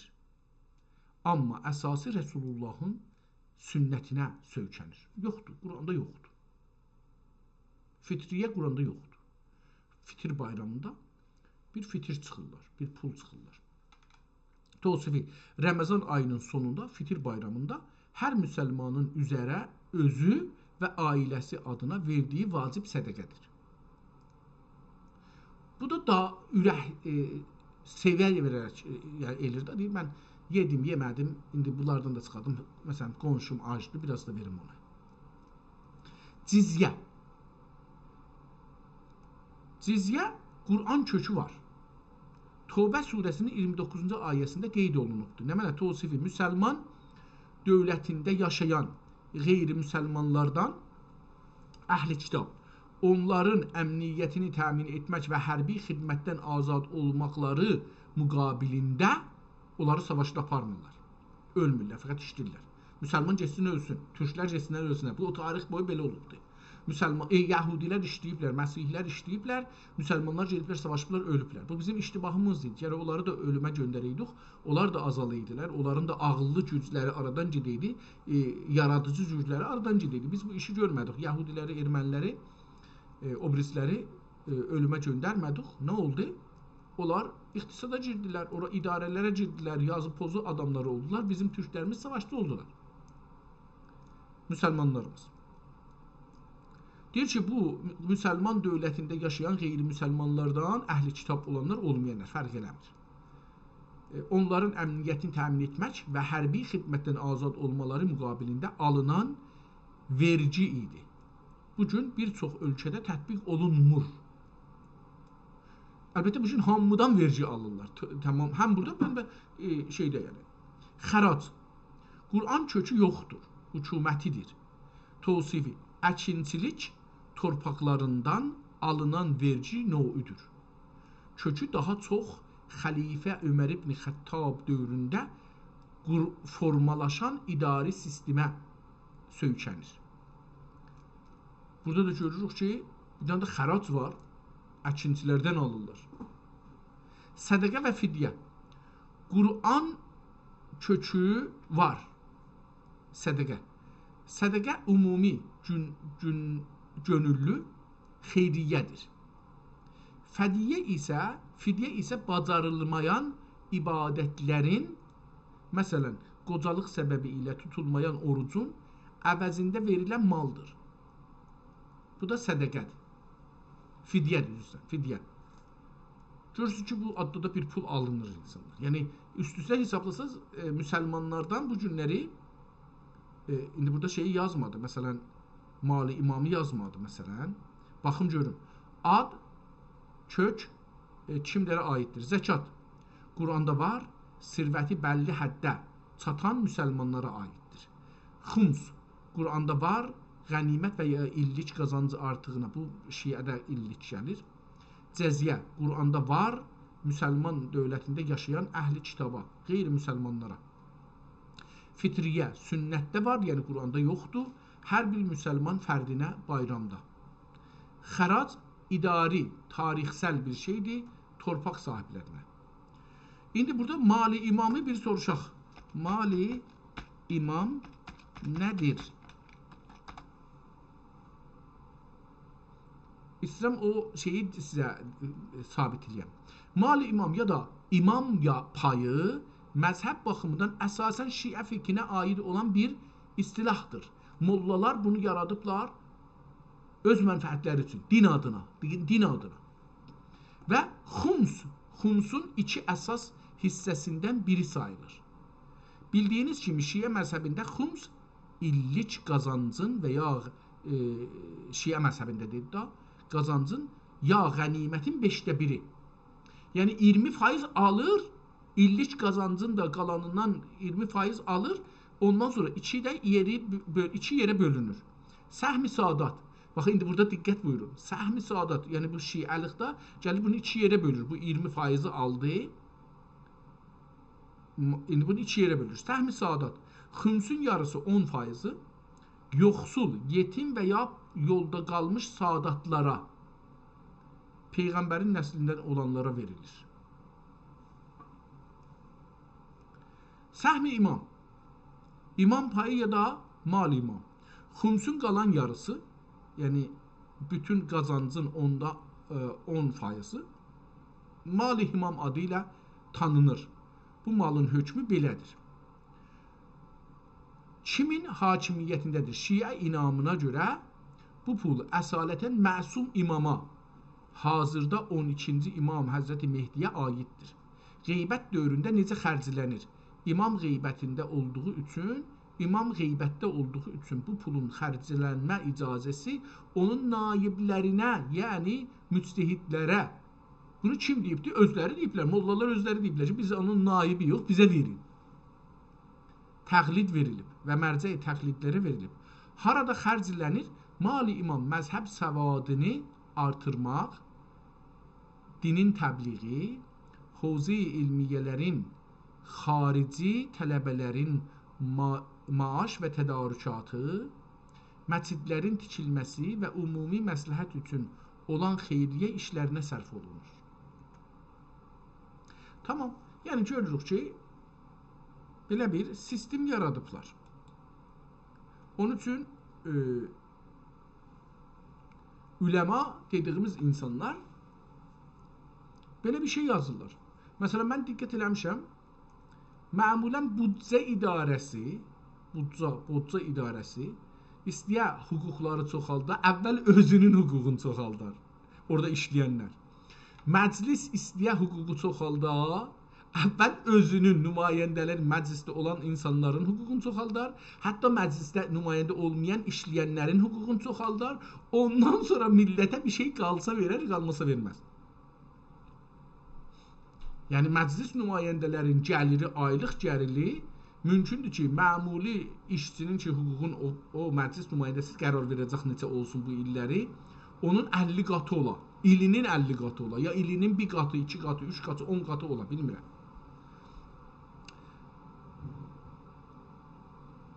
Məsələn, bunu soruşum mən, bunu indi burada misal üçün gəldi, soruşaq. Amerika Senatının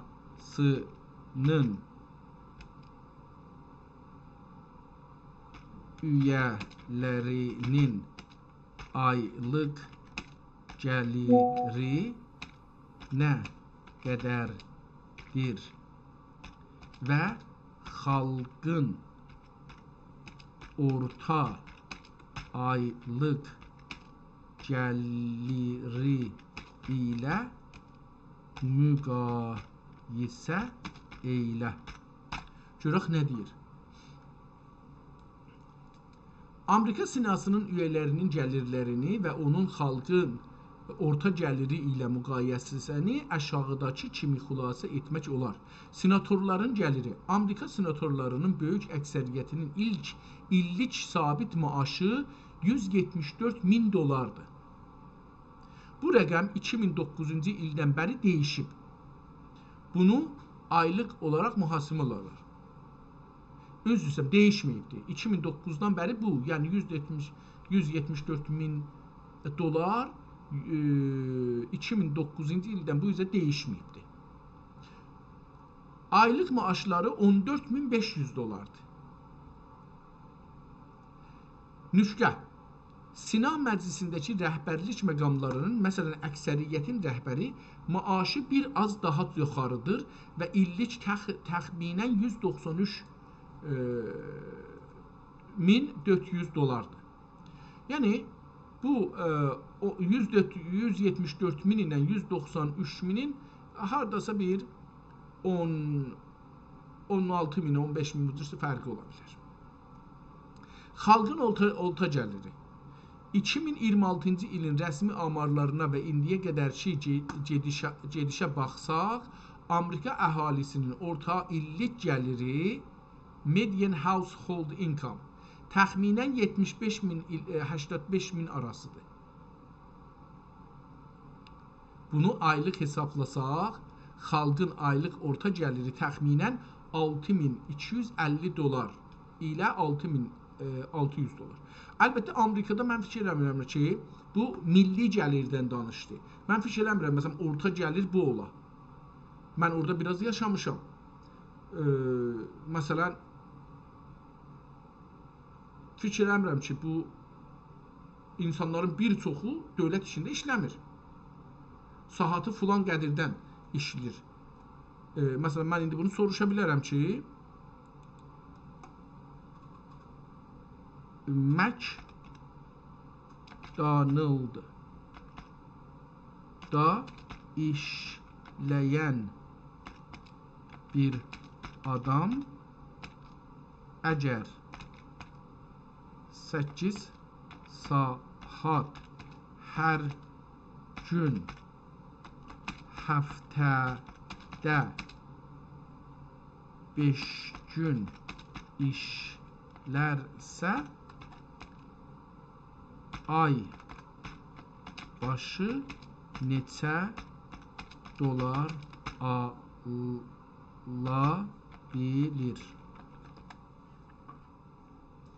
Hər gün işləyə, gündə 8 saat işləyə, həftədə 5 gün işləyə, görək ki, aylıq bunun gəlirini. McDonald'da işləyən bir şəxsin gəliri yaşadığı eyalətin ya şəhrin minimum maaş, minimum wage qanununa görə dəyişir. Amerika və Kanadada bu rəqəm bir-birindən fərqlidir. sizin qeyd etdiyiniz iş qrafiyi gündə 8 saat, həftədə 5 gün, aylıq təxminən 160 saat iş eylər. Bunu müxtəlif bölgələr üçün hesablayasaq, Ontario, Kanada, mən olduğum yerdə, sizin yaşadığınız bölgədə Ontarioda 2026-cı ilin rəsmi minimum maaşı $17.55 hesablanır saat başı. Hər saata $17.55. 1 kilo ət ala bilmərik bundan. Aylıq gəlir, yəni yaxçı ət, ətin, məsələn, balıq əti $40, $50-dır bəzisi, bəzisi biraz ucuzdur. Dondarmış özəlliklə dondarmışlar, ucuzdular. Məsələn, öküz əti kilo 13-14 dolar. Məsələn, Costco'da $14 zatdır fikirlərim. Ya $13-dan biraz yuxarı aşağı. Bu aşağı ki deyil, yuxarıdır. $13-dan yuxarıdır. Onda çərxə verilmiş ətdən danışıram, əzilmiş ətdən danışıram. Diri ətlər fərqlidir. Yəni gedirsiniz, görürsünüz ki, məsələn 20 neçə dolardan kilo başlayır, gedir ta 30-40 dolaracan kilo ki, məsələn, bura inəyin filan yeridir, bura filan yeridir, buran yeridir, qiyməti fərq edir. Aylıq gəliri 160 saatı $17 vursaq, $2808 elər Kanadada. Bu rəqəmdən vergi və sığorta çıxalandan sonra ələ gələn pul $2300 da $2400 elər. $2808-dan qaldı $2400, yap çox qalsa, $2300 adında. Bu aylıq. Yəni qalanı getdi da, yəni $500 getdi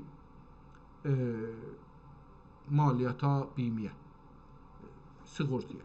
Amerika orta hesablama.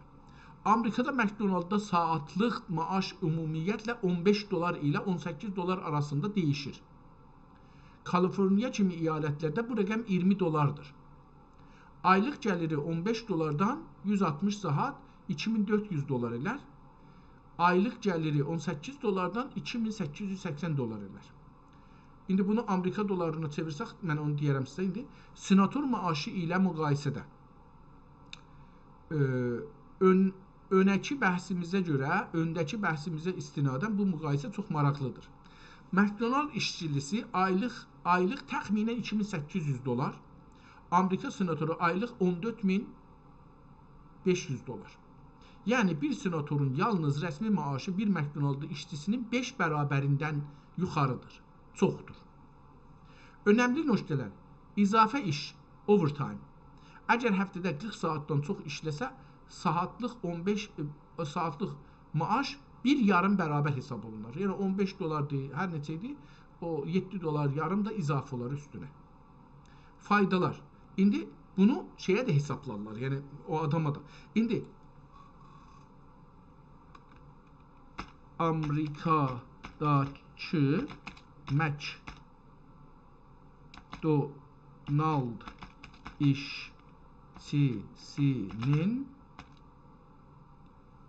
aylıq gəlirin Kanada dolarına çevir və Kanadada aynı işi işləyənlə müqayisə et.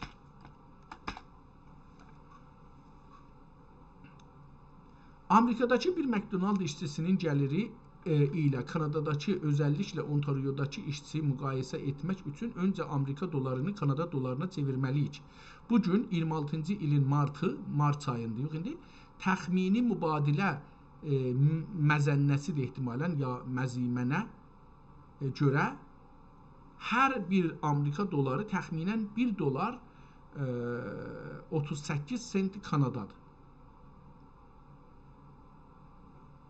Amerikadakı McDonald işçisi Kanada doları ilə Amerikada bir çox əyalətdə McDonald işçiləri saatda orta hesabla 16 Amerika doları alırlar. Saatlıq maaş olur $22 filan. Yəni onlar Kanada doları alsalar $22 biraz da üstünü alırlar. Aylıq gəliri 160 saata onlar necə 3532 dolar eder. 3532 dolar eder. Kanada'dakı neçə alırdı? Dedik ki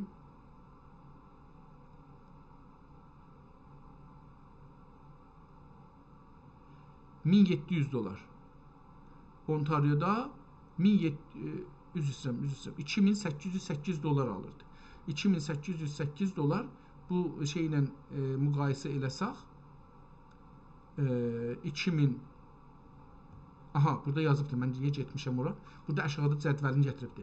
Amerikada 22 dolar Kanada doları ilə 22 dolar 8 sent alır. Ayda elə 3532 dolar. Kanadada 17 dolar 75 sent alır. Ontario'da 2800 neçə dolar fərq elər Amerikada?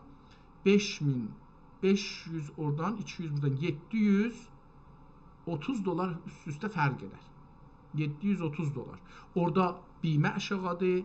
Orada yəni sığorta aşağıdır. Orada mal vergi aşağıdır. Orada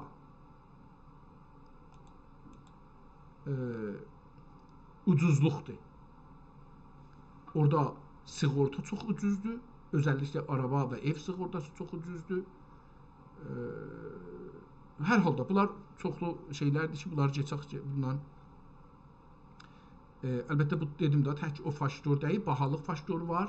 Məsələn Amerika buradan çox ucuzdur. Çox ucuzdur. Ev almaq özəlliklə.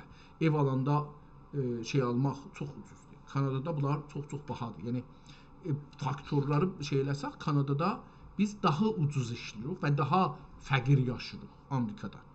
Amma Amerikada da əsl məsələmiz budur ki, senatorlarla bunların arasındakı olan o şeyləri. Əksər insanlar dövlət işində deyirlər ki, o rəsmi hüquq ya karxanaların gəlirin, böyük tacirlərin, kompanilərin gəlirin bölürlər adam başına. O deyil. Vaqei hüquq budur ki, bir nəfər McDonald'da işləyir, bir belə qazanır. Senator da 14.000 falan qazanır. Hər halda buradan geçək, o yenə də o şeyə gəlir. Haqqı danışırdıq. Haqqa görə bunları deyirik ki, haqqı kimdir? Mənafiidəndir. Mənafi və zərərin qabağını almaq üçün ən çox mənfəəti ələ gətirmək və zərərin qarşısını ən aza endirmək ya da sıfıra endirmək haqq hesab olur hər toplumda. İndi buradan gəldik, yetişdik bura. Görək ki, nə deyir? Üləma-i həqiqini də dedik ki, beləsi olur da, yəni üləma da beləsi olur. Bu əhdə təfsiri Bəyazıvədə, bu əhd təfsiri Beyzavidə, Beyzavi bir kitab adıdır, təfsir adıdır. Və təfsiri Əbu-Suudidə, Əbu-Suudu da ki, burada neçə kitabda adını oxumuşuq, bu adamın da təfsirində və sairlərdə məzkurudur. Yəni bu üstə dedikləri ki, 3 dənə qrupu dedi, onları. Fəsl, məlum olsun ki, Xəllaq əlim və Fəttah Həkim Əzzə və Cəllə Bəni Adəmi dünyada qərnən bə'də qərnin eyləyib hər mükəlləf cəhəti əl-ilmiyyələrini təkmil eyləyib Cəvarullahi Teala olan cənnati aliyatına duxul qabiliyyət kəsb etmələri üçün hər taifəyə Peyğəmbər irsal eylədi. Kimsənə kitab inzal etdi və kiminə kitab inzal etdi və kiminə etmədi. Zaman-ı axir olunca Həzrət Rəsul kainat və məfxər mövcudat əleyhi Qur'an-ı Kərim inzal etdi. Vaxti səadətlərində Əshab-ı Rizvanullah əleyhim əvvəl İslam olub əhl-i iman qəlil olduğu üçün cəhad və qəza ilə məşğul oldular və Rəsul-i Əkrəm sallallahu teala aleyhi və səlləmin şərəfi söhbəti ilə müşərrəf olduqları üçün əqaidləri safi və əməlləri xalis olub, ixtilafat və münazaat olmadığı əcəldən tədvin ulum و təsnif kitabıdan müstəğni oldular. Hazreti Resul-i Azam sallallahu teala aleyhi və səlləm dar-ı dünyadan dar-ı ahirətə təşrif eylədikdən sonra müctəhidlər qətində, o zaman müctəhid yoxdur və əhl-i iman arasında fitnə vaqi olub, cunacun ixtilafat və münazaat zuhur etdi, bidət və əhva canibinə meyl hadis oldu. mühimmat-ı məsaildə, mühimmat yəni mühüm də elə. Mühimmat-ı məsaildə uləmaya müraciət çox olduğu üçün, yəni öz-özünə toplum bir adamdan getdi soruşur, bunlara deyir uləma. Alimlər, bir şey bilənlər olduğu üçün ol vaxtın uləması ictihad ilə məşğul və təmhid qəvaid şəriət Muhammediyyə və təsis usul və tərbiyə əl-əbvab və təlif kitab və təsnif fusul etdilər. Hər məsələyə dəlil ilə özləri, yəni bunlar başladılar, uləma dedikləri adam başladı İslamı yazmağa, İslam yaratmağa, üzr istəyirəm, İslamı yazmağı yox, İslam yaratmağa başladılar. Hər kəsən öz İslamını yazır, hər alim öz İslamını yazır və Həzrət Məhəmmədin heç bir dəxli yoxdur, Qur'anla da dəxli yoxdur. Necə ki, burada da deyir ki, canibinə meyl olduğu, hadis olduğu mühimmat-ı məsaildə uləmaya müraciət çox olduğu üçün ol vaxtın uləması ictihad ilə, ictihad yəni öz düşüncələri, ictihad kəlməsi yəni mənim düşüncəm, mənim çalışmam səbəbində düşündüyümə ictihad deyilir və bu mənimdir, o birisi adamdan fərqlidir, buna görə də İslam yoxdur ortada. Uləması ictihad ilə məşğul və təmhid qəvaid şəriət, yəni hər kəsən özü bir qəvaid yazıbdır. Qəvaid şəriət Muhammediyyə və təsis usul və tərtib əbvab və təlif kitab və təsnif fusul etdilər. Yəni özləri hər kəsən başladı bir kitab yazmağa. Özü dedi ki, beləsi olsa belə olar, eləsi olsa elə olar. Bizə bir usul dedilər bu çərçivədən çıxsa düz deyil. Hətta usul kitabları var. Yəni biz nə cür təşxis verək ki, bir şey doğrudur, yalandır. Deyir ki, bu çərçivə ilə getsən, mən deyirəm, bununla getsən, düzdür. Bununla getməsən, düz deyil. Mən bunu biraz oxumuşam, oxuduğum üçün deyirəm.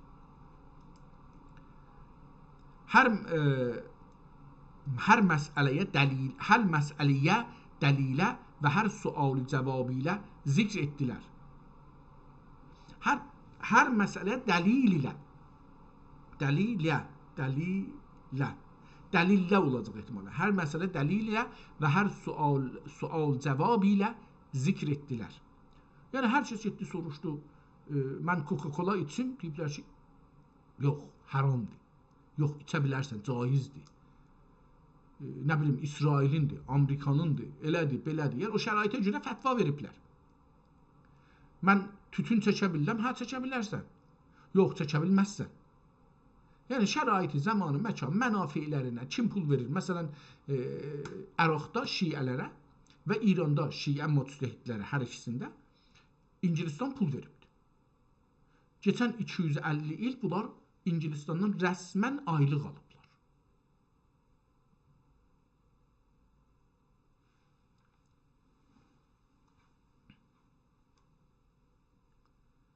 Məsail və islahat təyin, tamam, buranı oxuduq. Deyir ki, neynədilər? Hər məsələyə dəlillə və hər sual cavab ilə zikr etdilər. Bunlar hər kəs getdi soruşdu, onlara bir cavab verdilər. Bu oldu İslam. İxtilafatı bəyan etdilər. Və bu ümmət uləması Bəni İsrail peyğəmbərləri kimi olduğu üçün, diqqət buyurun, təəssüflə bugünkü əlimizdəki Quran, mən bilmirəm bu Quran Həzrət Məhəmməd gətirdiyi Quran deyə yox, İsrailiyyat üzündədir. Siz bu Quranda bir dənə peyğəmbər görməzsiniz Həzrət Məhəmməddən sonra ki, İsrailli olmasın. Siz bu Quranda İsrail balaları, İsrail elədir, belədir, bundan sonra bir şey görməzsiniz.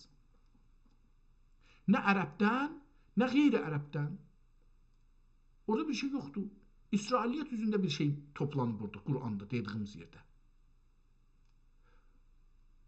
O halda ki, İsrailiyyat, İsraillərlə də, yəni Yahudilərlə də çox əcib düşməndir.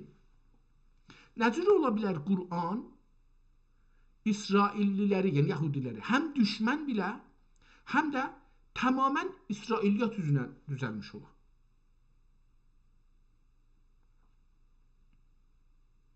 Yəni içində bəlkə bir Süleyman peyğəmbərdə, hər şey peyğəmbərlər, görürüm, əcəba belə bir şey tapa bildik. Əcəba Quranda Yahudilərdən qeyri qruplardan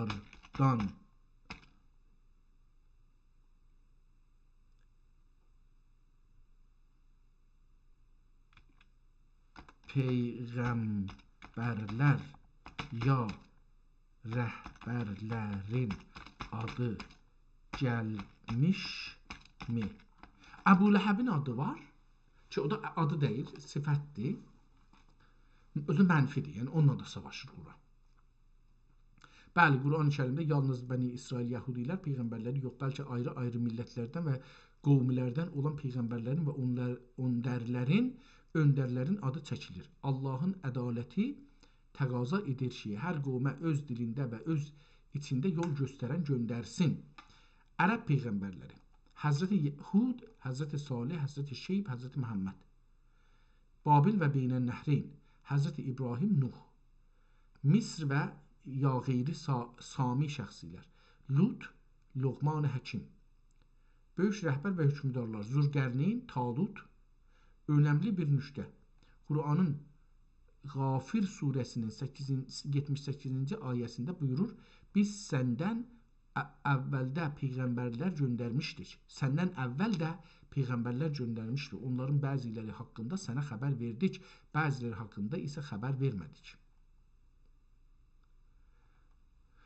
Tamam, burada bunları gördük. Deyir ki, bunlar hərəsi ayrı bir yerdən. Yenə də mənim nəzərimdə, məsələn, müqayisə eləsək, bunları Yəhudilərin adları və hətta mələklərin Yəhudi adların digər adlarla müqayisə etsən ortaya nə çıxar?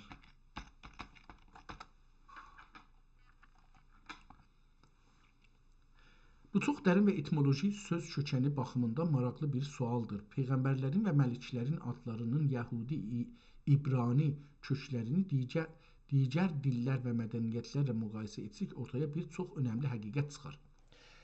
El kökünün seyri, sirri. İndi bu el nə deməkdir? Yəhudi adı köklərində ən çox rast gələn şey el ya da el sözüdür. Sami dillərində İbrani, Arami, Finiqi və qədim Kənan dillərində el yəni Allah və Tanrı. Cəbrəil İbir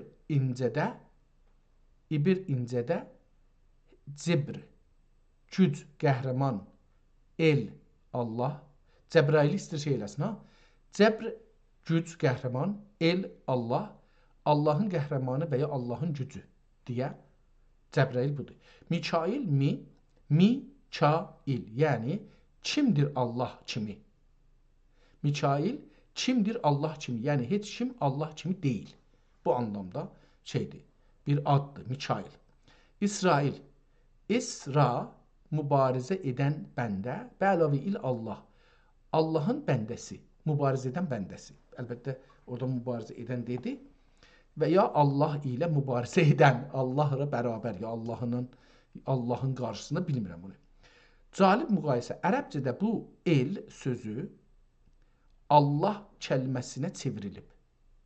Yəni, Allah özü də elə bir şey ərəbcə, yəni şeycəndir. Məsələn, Əbdullah adı ilə İsmail, Allah eşitdi. İsmail yəni Allah eşitdi, adı əslində eyni məntiq quruluşuna malikdir. Peyğəmbərin adlarının məna sırası. Yəhudi adları əksərən bir cümlə və ya bir sifətdir. İbrahim, Abraham. Baxın, getdi Yəhudi deyil, bu Yəhudi addır. Bəyəxdən bizə dedi ayrı addır, mən orada şırıqdır. Amma baxın, deyir, Yəhudi adları əksərən bir cümlə ya bir sifətdir. İbrahim, Ab, həmin Abraham da, Abraham. Ab, ata. Raham, çoxluq. Xalq, xalqların atası. Yusuf, Yusif, Cüzef.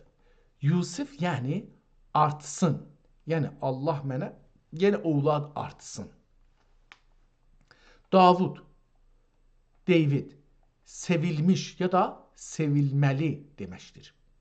Süleyman, şalom, salam ya sülh sözü kökündən gəlir. Süleyman, şalom. Bu şalom sözü elə indi də həm Yahudilərdə, İbri dilində, həm də ərəb dilində işlənir, bizdə də işlənir. Biz salam deyirik, onlar şalom deyirlər. Kökündən gəlir, yəni sülhü sevər Süleyman. Qeyri-Yahudi mədəniyyətlərə bənzərliklər. Bu adları Sumer, Babıl və qədim Misr mədəniyyəti ilə müqayisə etsək, böyük bir mədəniyyət köçü görünür. Musa, Misridədir da bu. Muzes, bir çox dilçiyə görə bu ad İbrani yox, qədim Misr dilindən gəlir. Müs, yəni oğul və ya sudan çəkilən. Məsələn, Firon adı olan Təhtümus da eyni kökdəndir.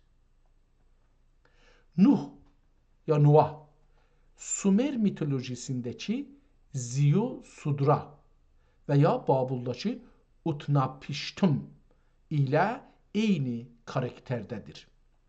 Mənası rahatlıq və ya dincilikdir. Bu müqayisədən nə nəticə çıxır? Əgər bu adların kökünə diqqət etsək, ortaya çıxan əsas nəticə budur. 1. Tövhidin birliyi, dillərin qarışması, məna gözəlliyi. Tamam, bu qədər. Amma bir amar vermədi. Yəni, Qur'anın beləsi deyim mən bunu. Əgər doğru və tərəfsiz baxarsaq, tamam, Qur'anın içindəki tüm adların və qavramların neçə faizi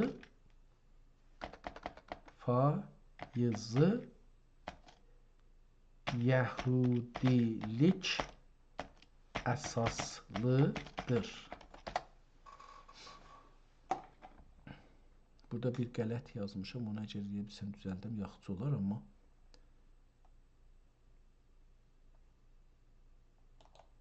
bunu mən əgər çevirə biləm, yaxşı olar, yaxşı, Yahudi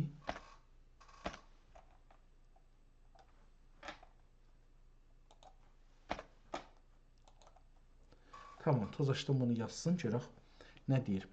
Bu sorğuya qəti bir ədəd vermək çətin olsa da, dilçilik, tarix və Qur'an elmi, əlfaz-ı Qur'an baxımından araşdırsaq, çox maraqlı bir mənzər ortaya çıxır.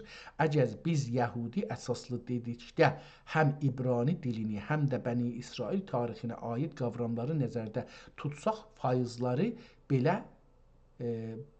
bölə bilərik. Özəl adlar, xas adlar, adam adları yəni, yer adı, adam adı filan. Qur'anda adı keçən peyğəmbərlərin və öz şəxslərin və özəl şəxslərin böyük əksəriyyəti Yəhudi kökəni ilə bağlıdır. 80%. Təxminən 80%. 80-dən çox əlbəttə yazıbdır. Dəlil. Qur'anda adı keçən 25 peyğəmbərdən təxminən 20 nəfəri Bəni İsrail silsiləsindəndir. Musa, İsa, Yəhya, Zəkəriya, Yusuf, Yaqub və bunların adlarının kökü İbranicədir. Yalnız Məhəmməd sallallahu aleyhi və səlləm, Hud, Salih və Şüeyb kimi bir neçə peyğəmbər ərəb əsaslı adlanır. Yəni 5 dənəsi da 28 peyğəmbərdən, 25 peyğəmbərdən 20'sinin adı Yahudidir, 5'i şeydir. Yəni %20. Dini və kəlami qavramlar. İstilahat. Burada vəziyyət bir az fərqlidir. Qur'andakı qavramların kökü ümumi sami, proto-semitik. Proto-semitik, semitik də Yahudilərə deyilir, əgər səhv eləməsəm. Rişələri söykənir. Necə? faiz təxminən, yəni semetik təxminən 30-dən ta 50-yə qədər keçir semetikə, yəni ön Yahudilik.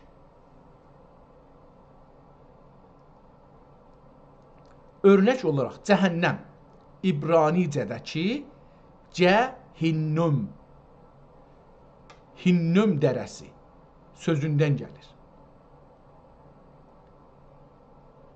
Tövrat, Tabut, Furqan bu sözlərin kökü İbrani və ya Arami dillərinə bağlıdır. Lakin səlat, o şey ki namaz deyilir, zəkat və həcc kimi sözlər daha çox Cənub Sami, Arami və qədim ərəb köklüdür. Cəlibdir. Bütün Qur'an mətni söz dağarcığı. Əgər Qur'anın ümumi kəlmələrinə, feillər, hərflər, sifətlər baxsaq vəziyyət dəyişir. Faiz təxminən 5-dən 10% qədər Yahudi olur. Qalanı deməli dəlil. Qur'an fəsih ərəb dilində nazil olub. Kəlmələrin böyük əksəriyyəti ərəbcədir. Yuxarıda qeyd etdiyimiz İbrani köklü sözlər ümumiyyətlə əlam, adlar və dəxil, başqa dildən keçən sözlər dəstəsinə daxildir ki, mətn içində sayıları çox yuxarı deyil. Tamam, Qur'anın içində əgər tamam əlifba ilə hesablasaq azdır, amma düşüncə olaraq peyğəmbərlər düşüncədir, adlar düşüncədir, sifətlər düşüncədir, Cəbrail, İsrail, Mikail, nə bilim filan, hamısı düşüncədirlər. Dedik ad, indi bunu yenə bir ayrı bəhsdə bunu bəhs edərik. Adlar sadə bir ad deyirlər ki, adlar bir qavramdılar, bir mənadılar, bir anlayışdılar, bir tarixdilər, bir duyğudular, bir yaşamdılar, bir düşüncədirlər, bir anlayışdılar. Tamam, deyir ki, Yahudi əsaslı olmaq nə deməkdir? Tərəfsiz analiz, tərəfsiz bir baxışla iki önəmli nöqtəni unutmaq olmaz. Dil qarşılığı İbranicə ilə ərəbcə xalaoğlu dillərdir. İbranicə, ərəbcə xalaoğlu dillərdir. Bir çox söz, məsələn, salam, şalom, Allah, Elohim, məktub, kətif, heç birindən o birinə keçmiş, sözü heç birindən o birinə keçməyib. Bəlkə hər ikisi daha qədim bir kökdən, Sami kökü qaynaqları. Tarixi varislik. Qur'an özünü yeni bir din yox, İbrahimi ənənənin davamı sayıb. Bu çox ciddidir. Buna görə də Yəhudi tarixinin qavramlarını istifadə etməsi bir köçürülmə yox, bəlkə varislik və təsdiq kimi təqdim olunur. Mən dediyim gəldi. Ən sonunda bura gəldik ki, Yəhudilik üzərinə düzəlibdir. Nəticə, əgər biz yalnız dini karakterlərin adlarına baxsaq, dini karakterlərin adlarına baxsaq, Qur'an 80%-dan çox Yəhudi Bəni İsrail tarixidir. Amma əgər dil və ədəbiyyata baxsaq, Qur'an 90% xalis ərəbidir. Dil baxımından bu, amma biz qavram, anlayış, düşüncə baxımından baxmalıyıq, 80% İsraildir. Və bu Şiədə daha çoxdur, hədisdə var. 12 imamlıq əslən şeydən gəlir, Yəhudiyyətdən gəlir. Sizcə bu yuxarı faizli ad oxşarlığı Qur'anın öz müxatəblərinə, o dövrün ərəblərinə və əhl-i kitabına tanış olan simalarla müraciət etmək üçün bir təşkiki idi, yoxsa həqiqətən tarixin vahid bir cərəyanıdır? Bir soru qoyur, çox da cəlib soru qoyur ortaya, amma bizim bundan çox da işimiz yoxdur. Məncə hər ikisi surətdə də, yəni təşkik ola, yoxsa müxatəbləri razı salmaq üçün tanışdılar, onun üçün ola, yoxsa cərəyan ola, tarixdə bir cərəyan ola, məncə hər iki surətdə də bağlıdır İsrailiyyata. Və bu İslam dini içində İsraillilərə, yəni Yəhudilərə bir məşruiyyət verməkdir. Yəni mən biri ilə düşmənəm, ona da məşruiyyət verirəm. Özümün məşruiyyətim ondan deyil. Bu təəssüflə Qur'andan kök alaraq, əlimizdə olan Qur'andan deyirəm, mən bilmirəm ki, bu Qur'an indi, burada mən şəkkə düşürəm, Həzrət Məhəmmədin stratejisi çox dərin olub, dərindir, nə cür olar belə bir iş olar, o biraz məni şəkkə salır, amma Qur'andan asılı olaraq İsrailiyyat, zahirən hamı İsrail əleyhinə danışır, amma hamı İsrailin qavramları ilə İslamı tanıştırmağa çalışır. Ya İslamı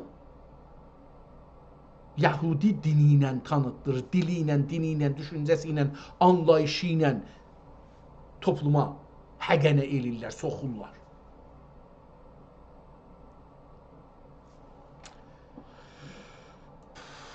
Çox çətin yerə gəldik. İnşallah ki, canımız salim qalar.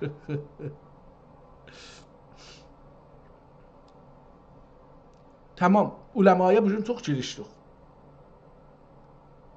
Allah, mənim qəsd qərəzim yoxdur. Sən bilirsən, heç kəs də bilməsə sən bilirsən. Mən düşüncələrimi ortaya atmaq istəyirəm. Dedi ki, neynədilər bunlar? Üləma.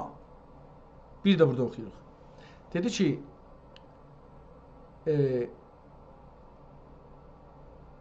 vaktin üləması ictihad ilə məşğul və təmhid qəvaid şəriət Muhammediyyə və təsis usul və tərbiyyət əl-əlbab və təlif kitab və təsnif fusul etdilər.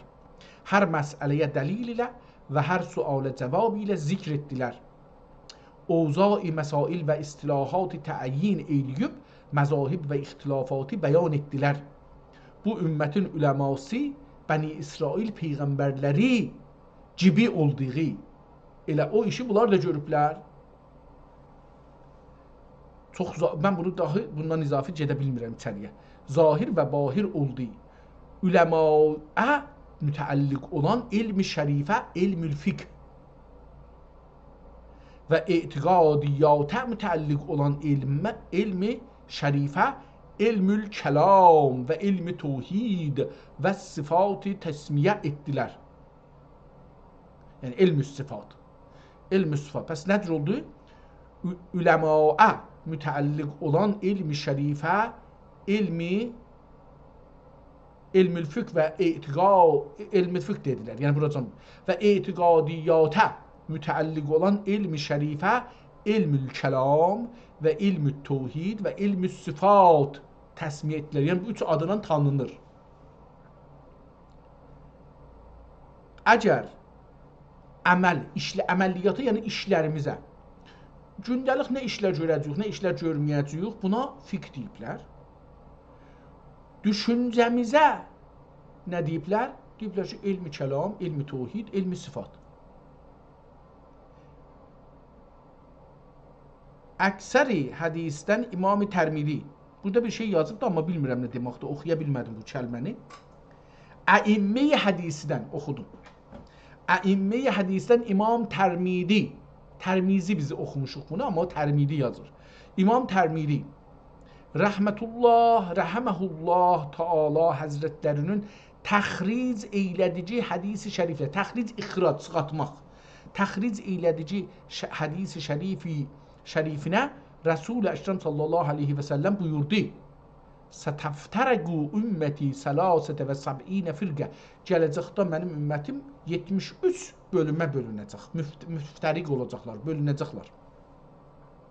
Mənim ümmətim qəribən əlbəttə 73 firqə olur. Üləma-i hədis ümməti icabətə həmlə etdilər.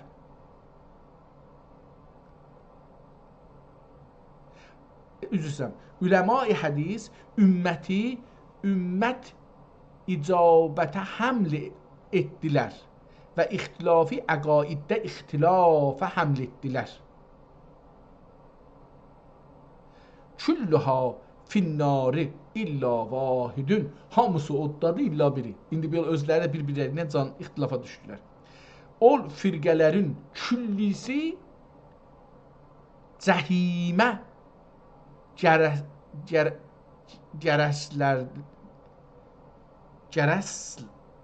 gərəklə olacaqdır. Gərəkdür. Girsələr gərəkdür. İlla bir firqeyi naciyə olsa ki, gərəkdür. Olsa gərəkdür. Qilə sual olundu. Mənhum ya Resulullah, ol nəcat bulan firqələr kimdir? Tamam. Keçdik bu kitabın əvvəlindən biraz oxuduq, amma bu kitabın tarixini tapmadıq, yazanı tapdıq. Gedək ki, bu kitabın haqqında bir məlumat alaq. Bu gün bir türkcə əlyazma kitabla tanış oldum. Onun adı nədir? Fəraidül fəvaid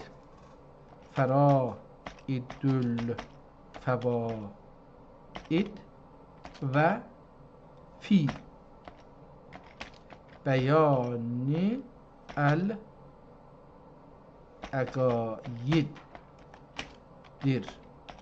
Yazarı isə İstanbullu Əhməd ibni Məhəmməd Əmin adlı bir türk görünür. Siz bu kitab və yazar haqda hansı bilgiləri toplaya bilirsiniz? Görək ki, bu bizə nə deyir? Mən bunu buradan götürüm. Eyni halda ChatGPT-dən də bunu soruşaq. Neçə gündür ki, ChatGPT ilə danışmırıq. Bəlkə bu günləri görək ki, biz bundan uzaqlaşmışıq biraz. Fəraidül fəvaidi fi bəyanil əqaid adlı əlyazma kitab haqqında məlumat bir qədər məhduddur. Lakin Osmanlı sin ilə yazıbdır. Osmanlı dönəmi əqidə ədəbiyyatı çərçivəsində bəzi mühüm nöqtələri ərz edə bilərəm. Kitabın adı və mühtəvası. Fəraidül fəvaidi fi bəyanil əqaid adından anlaşılır ki, fəraid qiymətli, nadir məlumatlar. Fəvaid faydalar, elmi nüktələr. Bəyanül əqaid əqidələrin açılması. Yəni kitab İslam əqidəsi, iman əsasları haqqında yazılmış bir şərh ya risalədir. Böyük ehtimalla əhli sünnət, maturidi ya əşəri əqidəsini izah edər. İman, sifat, nübüvvət, axirət, qəza və qədər kimi mövzulara değinir. Bəzən nəzmi, şeir ya sadə nəsr şəklində olur. Bu kimi kitablar Osmanlıda mədrəsələrdə ibtidai əqidə dərsi üçün çox işlənirdi. Yazar İstanbullu Əhməd ibni Məhəmməd Əmin. Bu ad bir qədər mübhəmdir. Çün Osmanlıda Əhməd ibni Muhammed çox yayğın addır. Əmin ləqəb ola bilir. Məsələn, Əminzadə ya əmanətdar mənasında. İstanbullu yazarın paytaxtda yaşadığı göstərir. Hələlik. Tamam, burada çox bir şey demədi. Tamam, bu ötürək bunu. Görək ki, bu nədir? Cimnaya görək nə deyir? Əlyazmalar üzərə apardığınız araşdırmalar tariximizin qaranlıq bucaqlarını işıqlandırmaq baxımından çox dəyərlidir. Əlinizdəki Fəraidül fəvaidi fi bəyanil əqaid əqidələrin bəyanında faydaların dürləri adlı əsər kökü qədim kəlam sünnətinə bağlanan bir Osmanlı türkçəsi əsəridir. Bu kitab və müəllifi haqqında topladığım məlumatları belə xülasə edə bilərəm. Əsər haqqında Fəraidül fəvaid. Bu əsər adından da göründüyü kimi əqaid inanc əsasları mövzusundadır. Osmanlı təlim sistemində və xalq arasında dinin təməl qaydalarını sadə və anlaşılır dildə izah etmək üçün yazılmışdır. Mövzusu ümumiyyətlə Amenna'da olan 6 iman şərtini Allaha, mələklərə, kitablara, peyğəmbərlərə, axirətə və qəza və qədərə iman Maturidi, yəni o haqda danışalım. Maturidi və ya Əşəri məktəbinin baxış bucağından şərh edir. Tamam, burasını oxumadıq. Biz oxusaydıq bəlkə bunu eşidəydik. Dili klasik Osmanlı türkcəsidir. Bu cür əsərlərdə adətən ərəbcə və farsca istilahlar çox olsa da təlimat məqsədli danışdığı üçün cümlələr nisbətən aydın olur. Müəllif İstanbullu Əhməd ibn Məhəmməd Əmin. Yazarı haqqında bioqrafik qaynaqlarda, məsələn, Osmanlı müəllifləri ya Kəşf-i Zunun dilləri böyük bir ehtimalla aşağıdakı xüsusiyyətlər önə çıxır. Kimliyi Əhməd ibn Məhəmməd Əmin 18-ci yüzilin sonları, 19-cu yüzilin əvvəllərində yaşamış bir Osmanlı alimdir. O, dövrün mədrəsələrində təhsil almış və ehtimalən İstanbulda mədrəsədə dərs demiş və ya qazilik etmişdir. Yazı üslubu. O dövrün yazıları arasında əqaid və əxlaq mövzularında kiçik risalələr yazmaq məşhur idi. Bu əsərdə ehtimalən tələbələr və ya ammə xalq üçün bir katib və ya müəllim diqqət ilə qələmə alınıb. Əlyazma nüsxələri və əhəmiyyəti. Bu kitabın müxtəlif əlyazma nüsxələri Türkiyənin milli kitabxanalarında, Süleymaniyyə Topqapı kitabxanalarında və bəzi özəl kataloqlarda mövcuddur. Çap edilibmi? Bu adda əsərlərin bir qismi tənzimat dövründən sonra daş basma, litografi üslubu ilə çap olunub. Lakin əlinizdəkinin əlyazma olması onun orijinallığını və köçürülmə tarixini daha maraqlı edir. Fərqi. Əlinizdəki nüsxənin sonunda fərcan və ya xatimə bölümündə katibin adı və ya köçürülmə tarixi hicri il varsa, o əsərin hansı sulalənin və ya hansı mədəni çevrənin nüfuzu altında yazıldığını bəlli etmək olar. Bu kitabı necə dəyərləndirmək olar? Əgər bu əsərin içindəkiləri oxumaqda və ya tədarük etməkdə köməyə ehtiyacınız olsa, bir neçə nüktəyə diqqət edə bilərsiniz.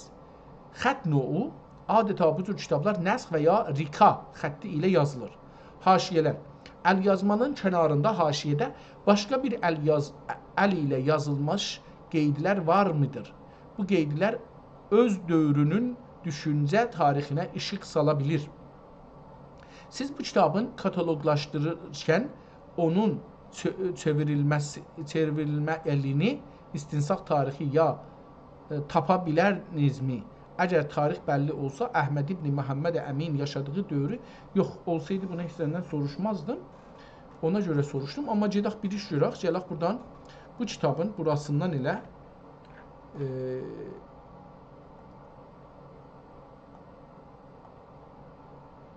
tamam, bu kitabın burasından bir əks salaq. Görək ki, bizə bir xəttə diqqət edərək bizə bir məlumat bu kitab haqqında verə bilir, yoxsa verə bilmir.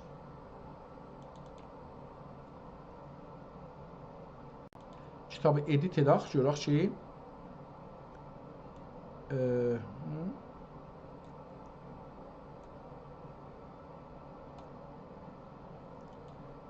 save edək və tamam. Bunu da bağlayaq, gedək buradan Google-i açaq. Bura niyə gəldim? Mən iştibah gəldim. Google-i buradan açacaq və əksi buradan gətirəcək bura. Bu şəkil o kitabdan 2 səhifənindir. Bu nun kağızına və yazısına baxaraq tarixi təxmin etmək ola bilərmi? Aynı yazını mən buradan götürüm. Görək bu da nə deyir? Bunları bir müqayisə eləyək. Görək ki, ChatGPT nə deyir? Bunları bir-biri ilə bir müqayisə etsək, görərik ki, nə deyir? Əlbəttə, Çinliləri də yaddan çıxartmayaq. Bu da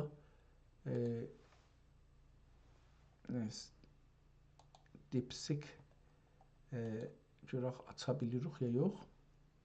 Bu DeepSeek'ə də bunu versək.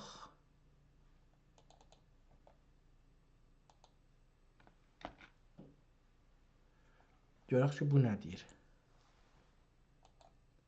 Yəni, 3 dənə mənbədən indi deyəcək Türkçə yaz. Bunu deyim ki, Türkçə yazar mısın? Qoymayacaq ki, ta o getməyincə qoymayacaq bu yazılsın. Tamam.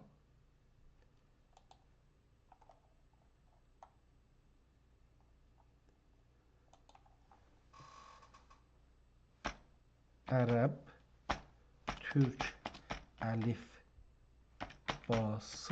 və Güney Azərbaycan yazacaq burada və Güney Azərbaycan türkçəsi ilə yazarsanız çox sevinərəm. Tamam, bu başladı yazmağa, gözəl. Gedək, bu əvvəl şeydən başlayaq. ChatGPT-dən görək ki, nə deyir?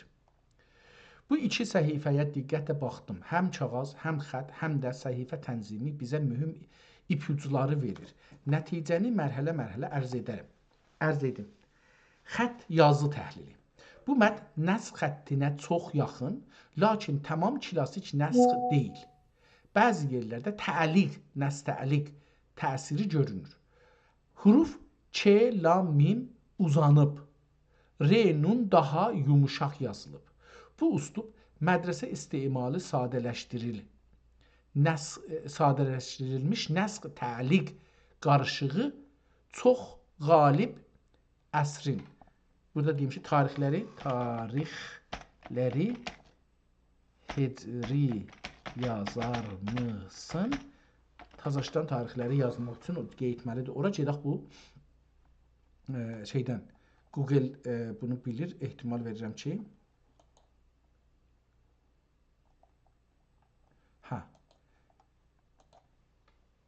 Bu dildə çox şad oldum ki, Güney Azərbaycan türkçəsində yazan yazıları oxuyub anlayıram. Əgər siz də beləcə, tamam.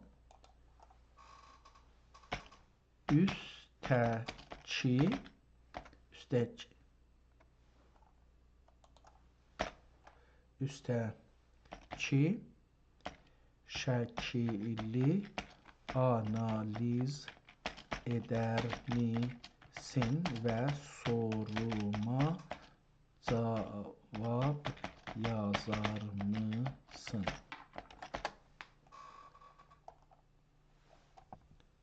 Tamam, getdi. Bura getdi. İndi bunu. Bu şəkil Osmanlı mədəni mirasının çox maraqlı bir nümunəsidir. Göndərdiyiniz 2 səhifəlik təsvirə və oradakı dil, xətt və maddi xüsusiyyətlərə əsasən bu əlyazmanın tarixi haqqında aşağıdakı elmi təxminləri vermək olar. Xətt növu və keyfiyyət, nəstəlik və rika qarışıqlığı. Xətt yazı üslubu nəstəlik ilə rika arasında keçid təşkil edən bir üslubdur. Ümumiyyətlə, Osmanlı elmi mətnlərində və kəlam risalələrində 18-ci yüzildən sonra bu cür təmiz və oxunaqlı yazılara çox rast gəlirik. Mən bunu deyirəm, bu da tarixi yazmışdır. Tarixləri hicricə yazmadım. Tamam, qeydaq ki, nə? Buradan başlayaq. Əlbəttə bu kitab üçün verdiyim təxmin tarixini hicri ilə daha açıq şəkildə yazıram. Təxmini 1200-1250-ci illərdə yazılıbdır. Miladi müqavili istəmirəm. Daha dəqiq bəyan etsəm, bu nüsxə böyük ehtimalla əvail qərni 13 hicri, yəni filan yenə farsı yazdı. Tamam, bunu dedik. Yəni çox da bir şey gətirmədi burada. Üstə türkçəsində əlbəttə bir çoxlu bir şeylər yazmışdı. Buna baxım. Dedi ki, lam filan kaf, lam, mim uzanıb, re, nun daha yumuşaq yazılıb, mədrəsə istimalı sadələşmiş nəsx təliq qarışığıdır. Səhifə tənzimi. Mətn qırmızı çərçivə içinə alınıb, sual-cavab ya şərh üslubu var. Kənarlarda haşiyələr, şərh və tuzih yazılıb. Bu nizam Osmanlı mədrəsə kitablarının çox məşhur şəklidir. Kağız, paper. Diqqət edilən xüsusiyyətlər. Kağız saralmış, lakin çox qara deyil. Səthi. Nə çox qalin, şərqi kağız, nə də tamam sanayi, mətbəə kağızı. Bəzi yerlərdə ləkələr və təbii yaşlanma var. Bu nöqtələrə görə ehtimalən nimə sənayi Osmanlı kağızı, yarı sənayi yəni olar. Mürəkkəb rəng, əsli mətn, siyah mürəkkəb, çox nəzmili qırmızı çərçivə və başlıqlar. Bu, matbaa deyil, əl yazısıdır. Lakin nizamlı və hirfəi nüsxəçi əlindən çıxıb. Bunu biz də dedik. Dil və uslub. Mətnidə həzrət, istidlal, elm, iman kimi kəlmələr sadələşdirilmiş Osmanlı türkcə ərəbi ibarətlə qarışıq. Bu da mədrəsə üçündür yenə. Ümumiyyətlə tarixi 1200-1250-ci hicri illərdə yazılmış olar. Mühüm nəticə, matbaa məhsulu deyil, əl yazma nüsxəsidir. Mədrəsə istimalı dərsi əqidə kitabı, herfeyi nüsxəçi, bazar üçün çoxaltma nüsxəçisi, böyük ehtimalla İstanbul ya Anadolu mədrəsə mühitində çoxaldılmış bir nüsxədir. Tamam, buradan bizə bir şey demir, gedək bu birisinə. Görək nə deyir? Haqlısınız, diqqətsizliyimdən tarixləri hicri ilə qeyd etmədim.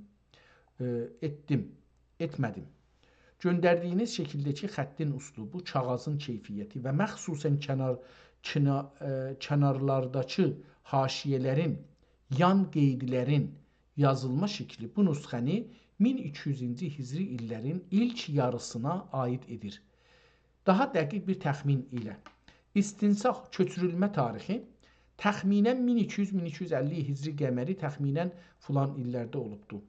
Dəlil yazıdakı nəsq təəlliq qarışığı, təəlliq həman olacaq, təəlliq qarışığı və kağızın aharlı rəngi Osmanlının özəlliklə Sultan 3-cü Səlim və 2-ci Məhmud dövründəki mədrəsələrdə istifadə olunan əlyazmaların tipik nümunəsidir. Təsvirdəki 4-cü səhifədə sağ tərəfdə fitrət bəhsi çox dərin bir şəkildə izah olunur. Orada buyurulur ki, Həzrəti Adəm əleyhissalam filan. Bu ibarət bizim bir az öncə danışdığımız qəza və qədər və fitrət bəhslərinin birləşdiyi nöqtədir. Yəni, insanların hələ dünyaya gəlmədən öncəki sözləşməsi Ələstu bi Rəbbikum. Bu nüsxənin sonunda təmmət bölümü varmı?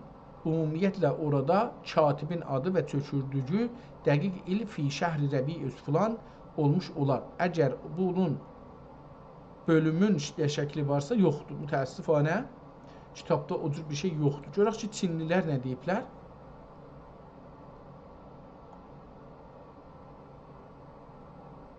Deyir ki, Çinlilərin ki, içində yazılan mətni analiz edə bilərəm və suallarınıza screenshot 266 PNG bəli üstündə danışdığımız şəklin cavabı yaza bilirəm. Şəkildəki mətn əsasında bu yazının tarixi təxmini ilə bağlı sual vermişdiniz. Mən bu mətni analiz edərək tarixi təxmin verməyə çalışacağım. Mətnidən əldə edilən ipuçları, dil və ifadələr. Mətndə ərəb, türk əlifbası ilə yazılan sözlər var. Rəsul-i Əkrəm sallallahu aleyhi və səlləm Həzrəti Əbülqasım əleyhissalam rəhmətullah təala kimi dini ibarətlər çoxdur. İlkici söz təkrar edilir. Bu bir şəxsin adı və ya bir bizcə bilinməyən bir təxəllüs ləqəb ola bilir. İlkici? Mən görmədim, amma bu deyir vardır. Mövzu ola bilər qıraqda olsun.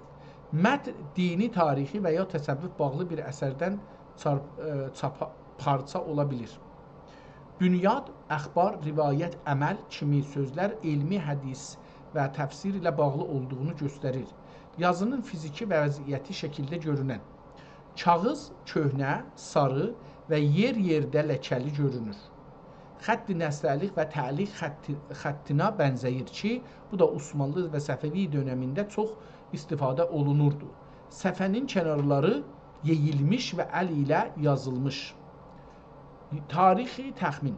Bu üç əsas amilə görə xəttin növu nəstəlik, kağızın vəziyyəti əl yapma və köhnə kağız, dil və ifadələrin quruluşu klasik Osmanlı və ya Furs türkcəsi. Bu yazının təxminən 1700-1850-ci illər arasında, yəni təxminən 300 ta 150 il qabaq yazılmış ola biləcəyini düşünürəm. Xasən 18-ci əsrin sonu, 19-cu əsrin əvvəlləri buna da çox uyğundur. Sual. Əgər başqa bir kömək lazım olsa, tamam, bunu istəmirəm. Tamam, bunlardan belə gəlir ki, bu kitabın 150 ilə 200, indi bunu da çıxsaq burada, burada deyir ki, ChatGPT deyir ki, 1200 ilə 1250 arasında ola bilər. Yəni, onlar 200 il bundan öncə,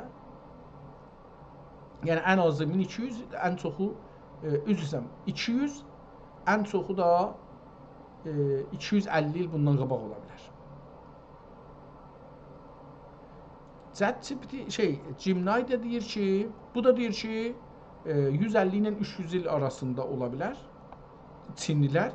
Bu də dedi ki, yenə 1200 ilə 1250 arasında ola bilər. Yenə bu Gemini ilə ChatGPT təqribən bir tarix yaxın danışdılar. Təəssüflə bu adam haqqında ki, bizə çox verə bilərdi. İstanbullu Əhməd ibn Muhammed Əmin adında bir adam bu kitabı yazıbdı. O haqda bir çox məlumat verə bilmədi. Təəssüflə bu kitabın tarixini dəqiq bilə bilmədik.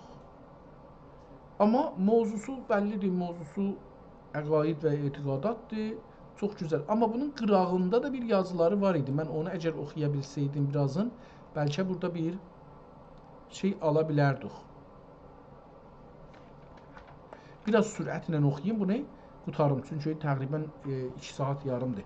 Məlum olsun ki, Məhd-i Misaq haqqında olan nusus Quraniyə və ayat furqaniyə ki, məsələn, Haqqi Teala'nın Ələstü birəkum nəzm-i əşrafi gibi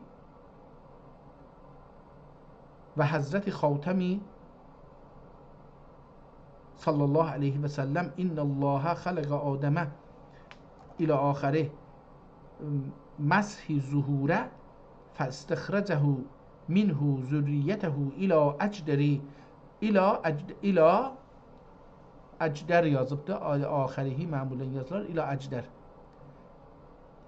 Hədisi şərifi kibilərdə əqvali mütəkasirə və məzahibi mütəvafir var və arayı mütənafirə və təvilat mütəvatirə olub. Mədariki əqlidən olmadığı əcəldən iqdam-ı əfham üqəla mənzili mütəzəlzil və ara fuhul füzəla.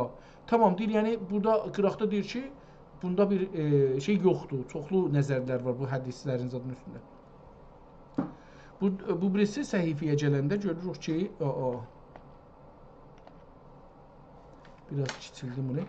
Müstərib olmuşdur əz cümlə əshab-ı və ərbab-ı məqul indəhu məzhəb budur ki, Haqqi Teala ola əvvəla əsla bədən nütfə نقطه‌ای بدن نقطه‌ای ادخال etdi بعده عقله etdi بعده مزقه etdi بعده اعضا tamam olduqda ruh nefx etdi بعده قسم السبیل yəssərəhu məzmunincə aləm dünyaya ixrac burada da gəlir mərahil xilqəti insandan danışır ki, beləsi bir sözdür. Görək ki, bu əşvada nədir? Bu qovlu ixtiyar eylədi. Buranı davam edək. Məzmunincə aləm dünyaya ixrac təbarək əlləzi xələqə minəl mai bəşər fəcələhu nəsəbən və səhirən fəhvası şərifincə onları bəşər səviyyə qılıb uqala etdi. Ayat afaqiyyənə nənün afaqiyyənin şəvahid rububiyyəsini müşahidə və dəlail ənfüsiyyənin bərahinül vəhiyyəsini müayinə edib tevhid rububiyyət və təfrid uluhiyyət eyləmək cümləsinin şanlarından olduğu üçün küba billisan halindən güya el-lisan halindən ələstu bi rabbikum xitabı ilə müxatab olunub bəla demiş gibi oldular. Beyzavi dəxi bu qovlu ixtiyar eylədi və əhli etizar indində muxtar budur və ayat kərimələri bu mənaya həml olunmaq və vacibdir diye təmsilat Quraniyyədən ibarətdirlər. Lakin uləma-i əhl-i sünnət və cəmaət əksəri və əyimmənin kibari və əhl-i təfsirin qudbasi az cümlə Hazreti Sultan Müfəssirin Abdullah ibn Abbas rəziyallahu anha rivayəti səhihə ilə mərvi və tefsir yesir sahibi tefsir yesir ya meysir sahibi dahi ixtiyar edib bazı təsanifində bəyan etdi ki, Hazreti Tacul Əyimmə Əbu Hənifə rəziyallahu anhu həzrətlərinin məzhəbi budur ki, fi nəfsil əmri haqqı subhanahu və teala Adəm əleyhisselam xəlq etdikdə sonra qudrəti ilə Adəmin zəhrindən cəmi zürriyyatını ixrac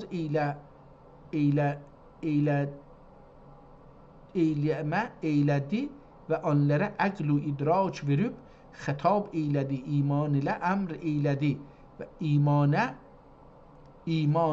əmr eylədi və küfrdən nəhy eylədi. Lakin uləma-i mütəxxirin əmr ilə təfsil eylədilər. Təfsil eyləmədilər ehtimalən. Ki Allah Teala əvvəla Adəm əleyhisselama tamam qıraqda yazı davam edir. Yəni elə bu cürsə gedir. Bəli, davam edir. Bu adam ki bunu yazıbdı qıraqda hala davam edir. Bunun görək bir adı var mıdır? Edəcəkdir. Əl-əyazu billah Teala əhdi tamam gəlir bura. Bu qıraqdakı yazı ilə davam edir. Hala onun davamıdır. Bu neçə səhifədir? Kitabın özündən çoxdur.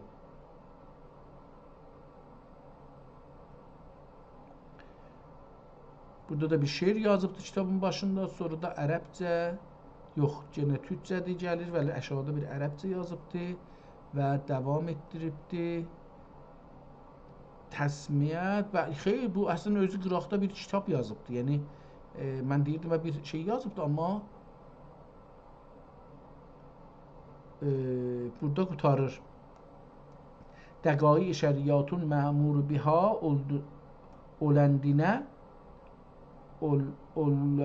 olandinə əlzəm ilahi və təşrif-i şər'iyyə təsmiyə olunur. Feilindən fəzilət türki la bə'sə olan nəvafil-i şər'iyyeyi əbd-i kəndiyə oğlad minhü davam edir. Minhü qaldı, qalanı qalıbdır. Yəni minhü deyəndə yəni qalanı qalır.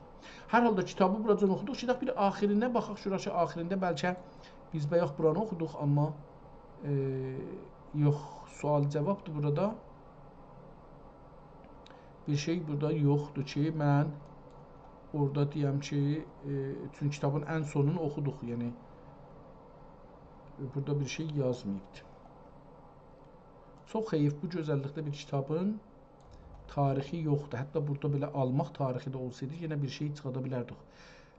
Mən kətəbə min kütübil fəqir Əs-Seyyid Məhəmməd Nuri İbni Əş-Şeyx Həsən Həssəni Əl-Məruf bi Sərd Nəmənə Əl-Bədris fi Daril Xilafətil Əliyyə. Həsənidir, Həsən Həsəni. Məhəmməd Nuri İbni, bu kim idi? Bu deyil. Bu da bunu alıbdır. Bu kimdir? Acaba bu adama görə bir məlumat tapa bilərmiyik?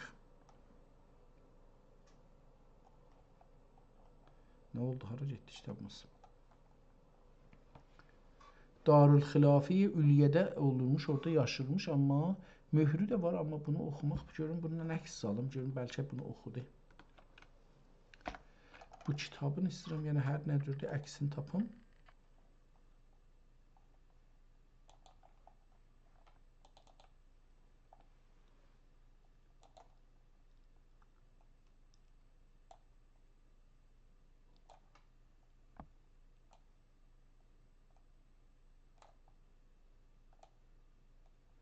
Belə möhrü yekəldim ki, Kamil bunu oxuya bilsin. Kitabın ayrı yerlərinə ehtiyacım yoxdur.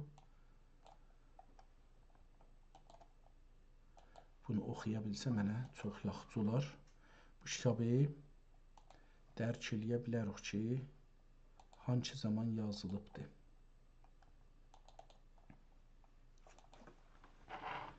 Bu adı, bu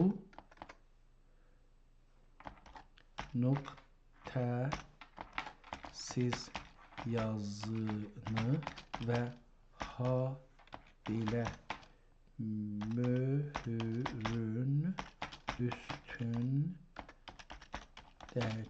yazını oxuya bilər misiniz və ha belə o haqda tarixsel bilgilər verə bilərsiniz mi? Görək ki, bu haqda bizə bir məlumat verə bilirmi? Gedək bunu aynı halda ChatGPT-dən də soruşaq.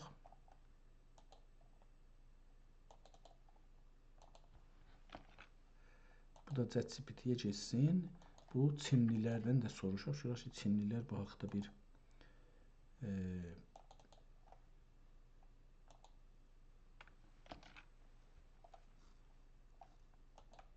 tamam. Qeydaq hələ Cimnaydan başlayaq. Çox şey bir şey deyə bildi. Bu maraqlı təsvir əlyazmanın kimliyi sübut edən ən önəmli hissədir. Buradakı yazı təliq xətti ilə yazılıb və klasik Osmanlı bürokrasi və elmi aləmində işlənən səmimanə bir üslub. Bu nöqtəsiz və ya az nöqtəli olması o dövrün ürfündə oxuyanın savadına etimad etdiyi üçün adi bir hal idi. Yazının oxunuşu və mənası, mətni oxunuşu. Yazı təxminən belə oxunur. Minəl fəqir Məhəmməd Nuri sakinil mədrəsi bi mədrəsəti dərs ya da bədrəsə əl-xassə fi daril xilafətil üliyyə. Belə bir şey yoxdur orada mən bildiyim qədər. Amma buna görə ki, bunu müqayisə eləyək, gələk burada görək ki,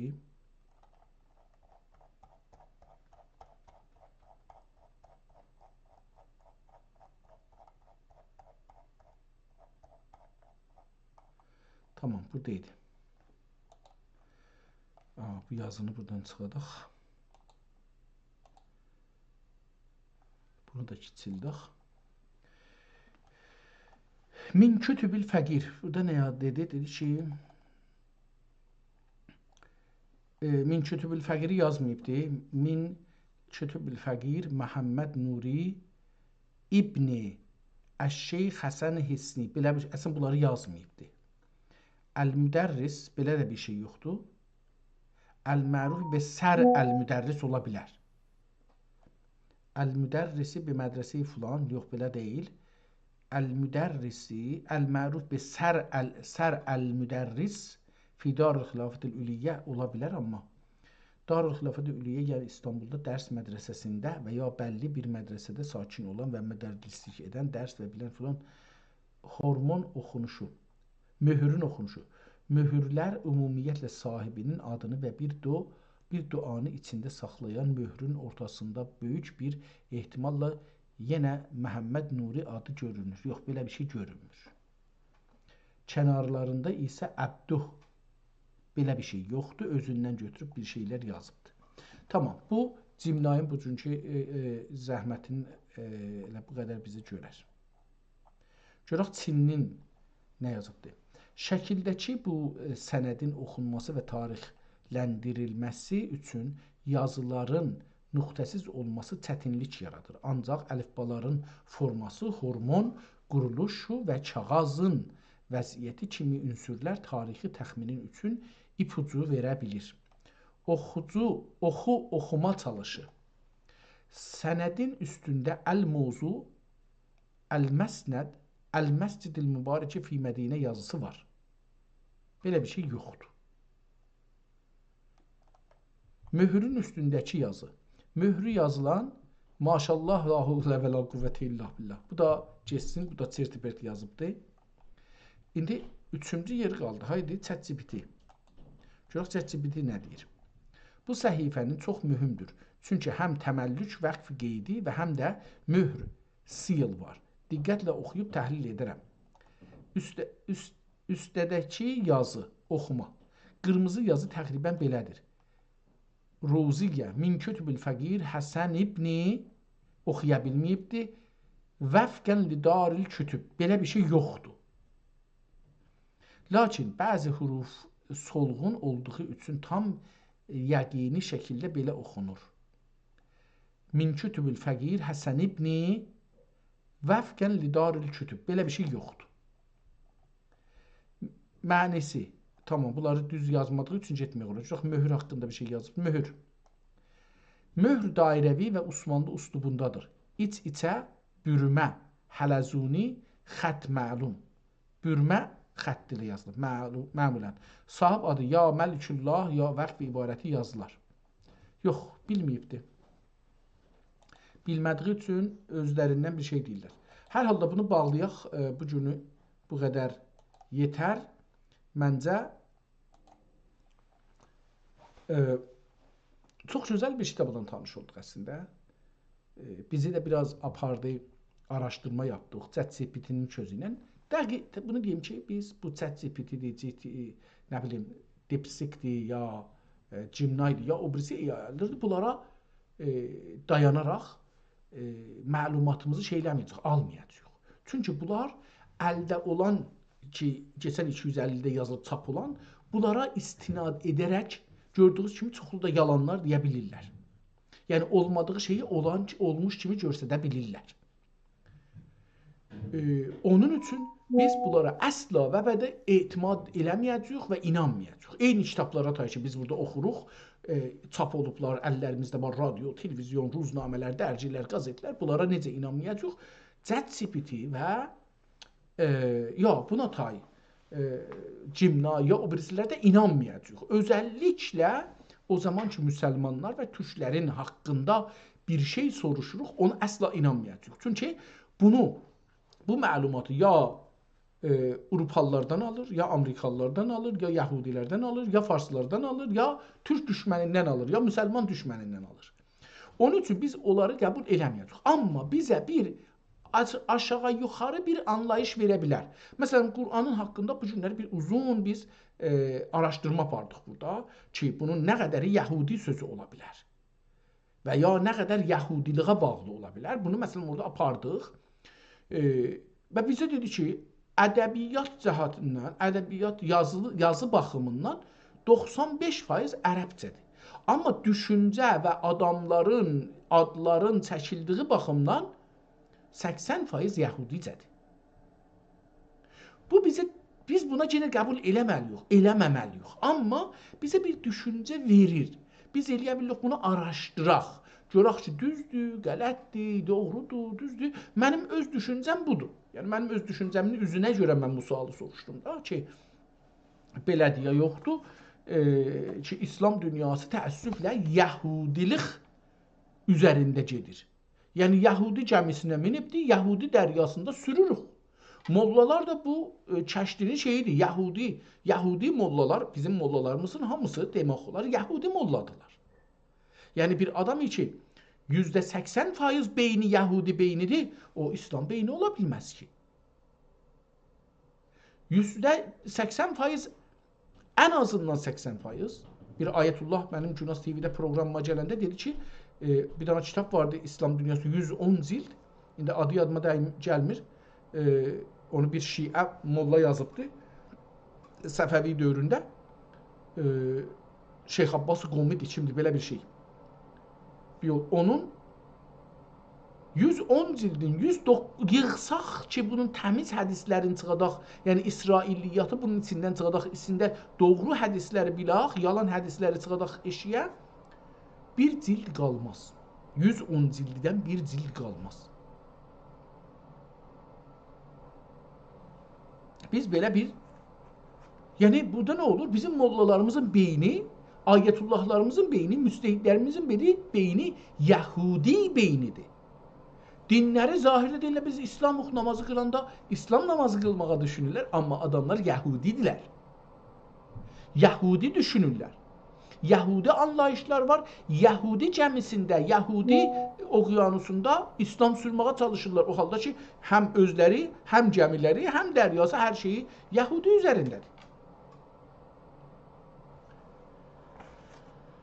Hər halda bu günləri bu qədər yetər. Bir dərin kitabla bizi də biraz apardırdı araşdırmağa, tanış olduq. Allaha şükür olsun. Təşəkkür edirəm Allahdan. Şəxsən mənim zehnimə bu soruları saldı, bu araşdırmaları apara bildim. Yenə təşəkkür edirəm. Məni bir çağda yaradıbdı ki, o çağda mən eləyə bilirəm azdan çoxdan araşdırma aparam. Biraz da ağlımı işlədəm, deyəm, burasını qəbul edirəm, burasını qəbul eləmirəm. Bu da çox böyük nemətdir. Və əskilərdən mən belə bir istəyirdim sualı, fəqət zehnimə gəlsəydi, qoyardım ora. Çünki bunu illərcə axtarsan, müsəlmanların yazdıqları kitablardan tapa bilməzsən. İllərcə geri axtarasan. Bəlkə bu suala cavab vermək üçün mümkün 20 il, 30 il gərək kitab oxuyaydın, yazaydın, xülasə götürəydin, ta yetişiydin bu sözə. Ki, məmulən itərsən. Çünki girdin bir meşənin içində bir dənə ağac qanad axtarırsan, o qədər bu ağaçların içində işləyəcəksən, o qanad yaddan çıxar. Mən hangi qanadı axtarırdım bu meşədə?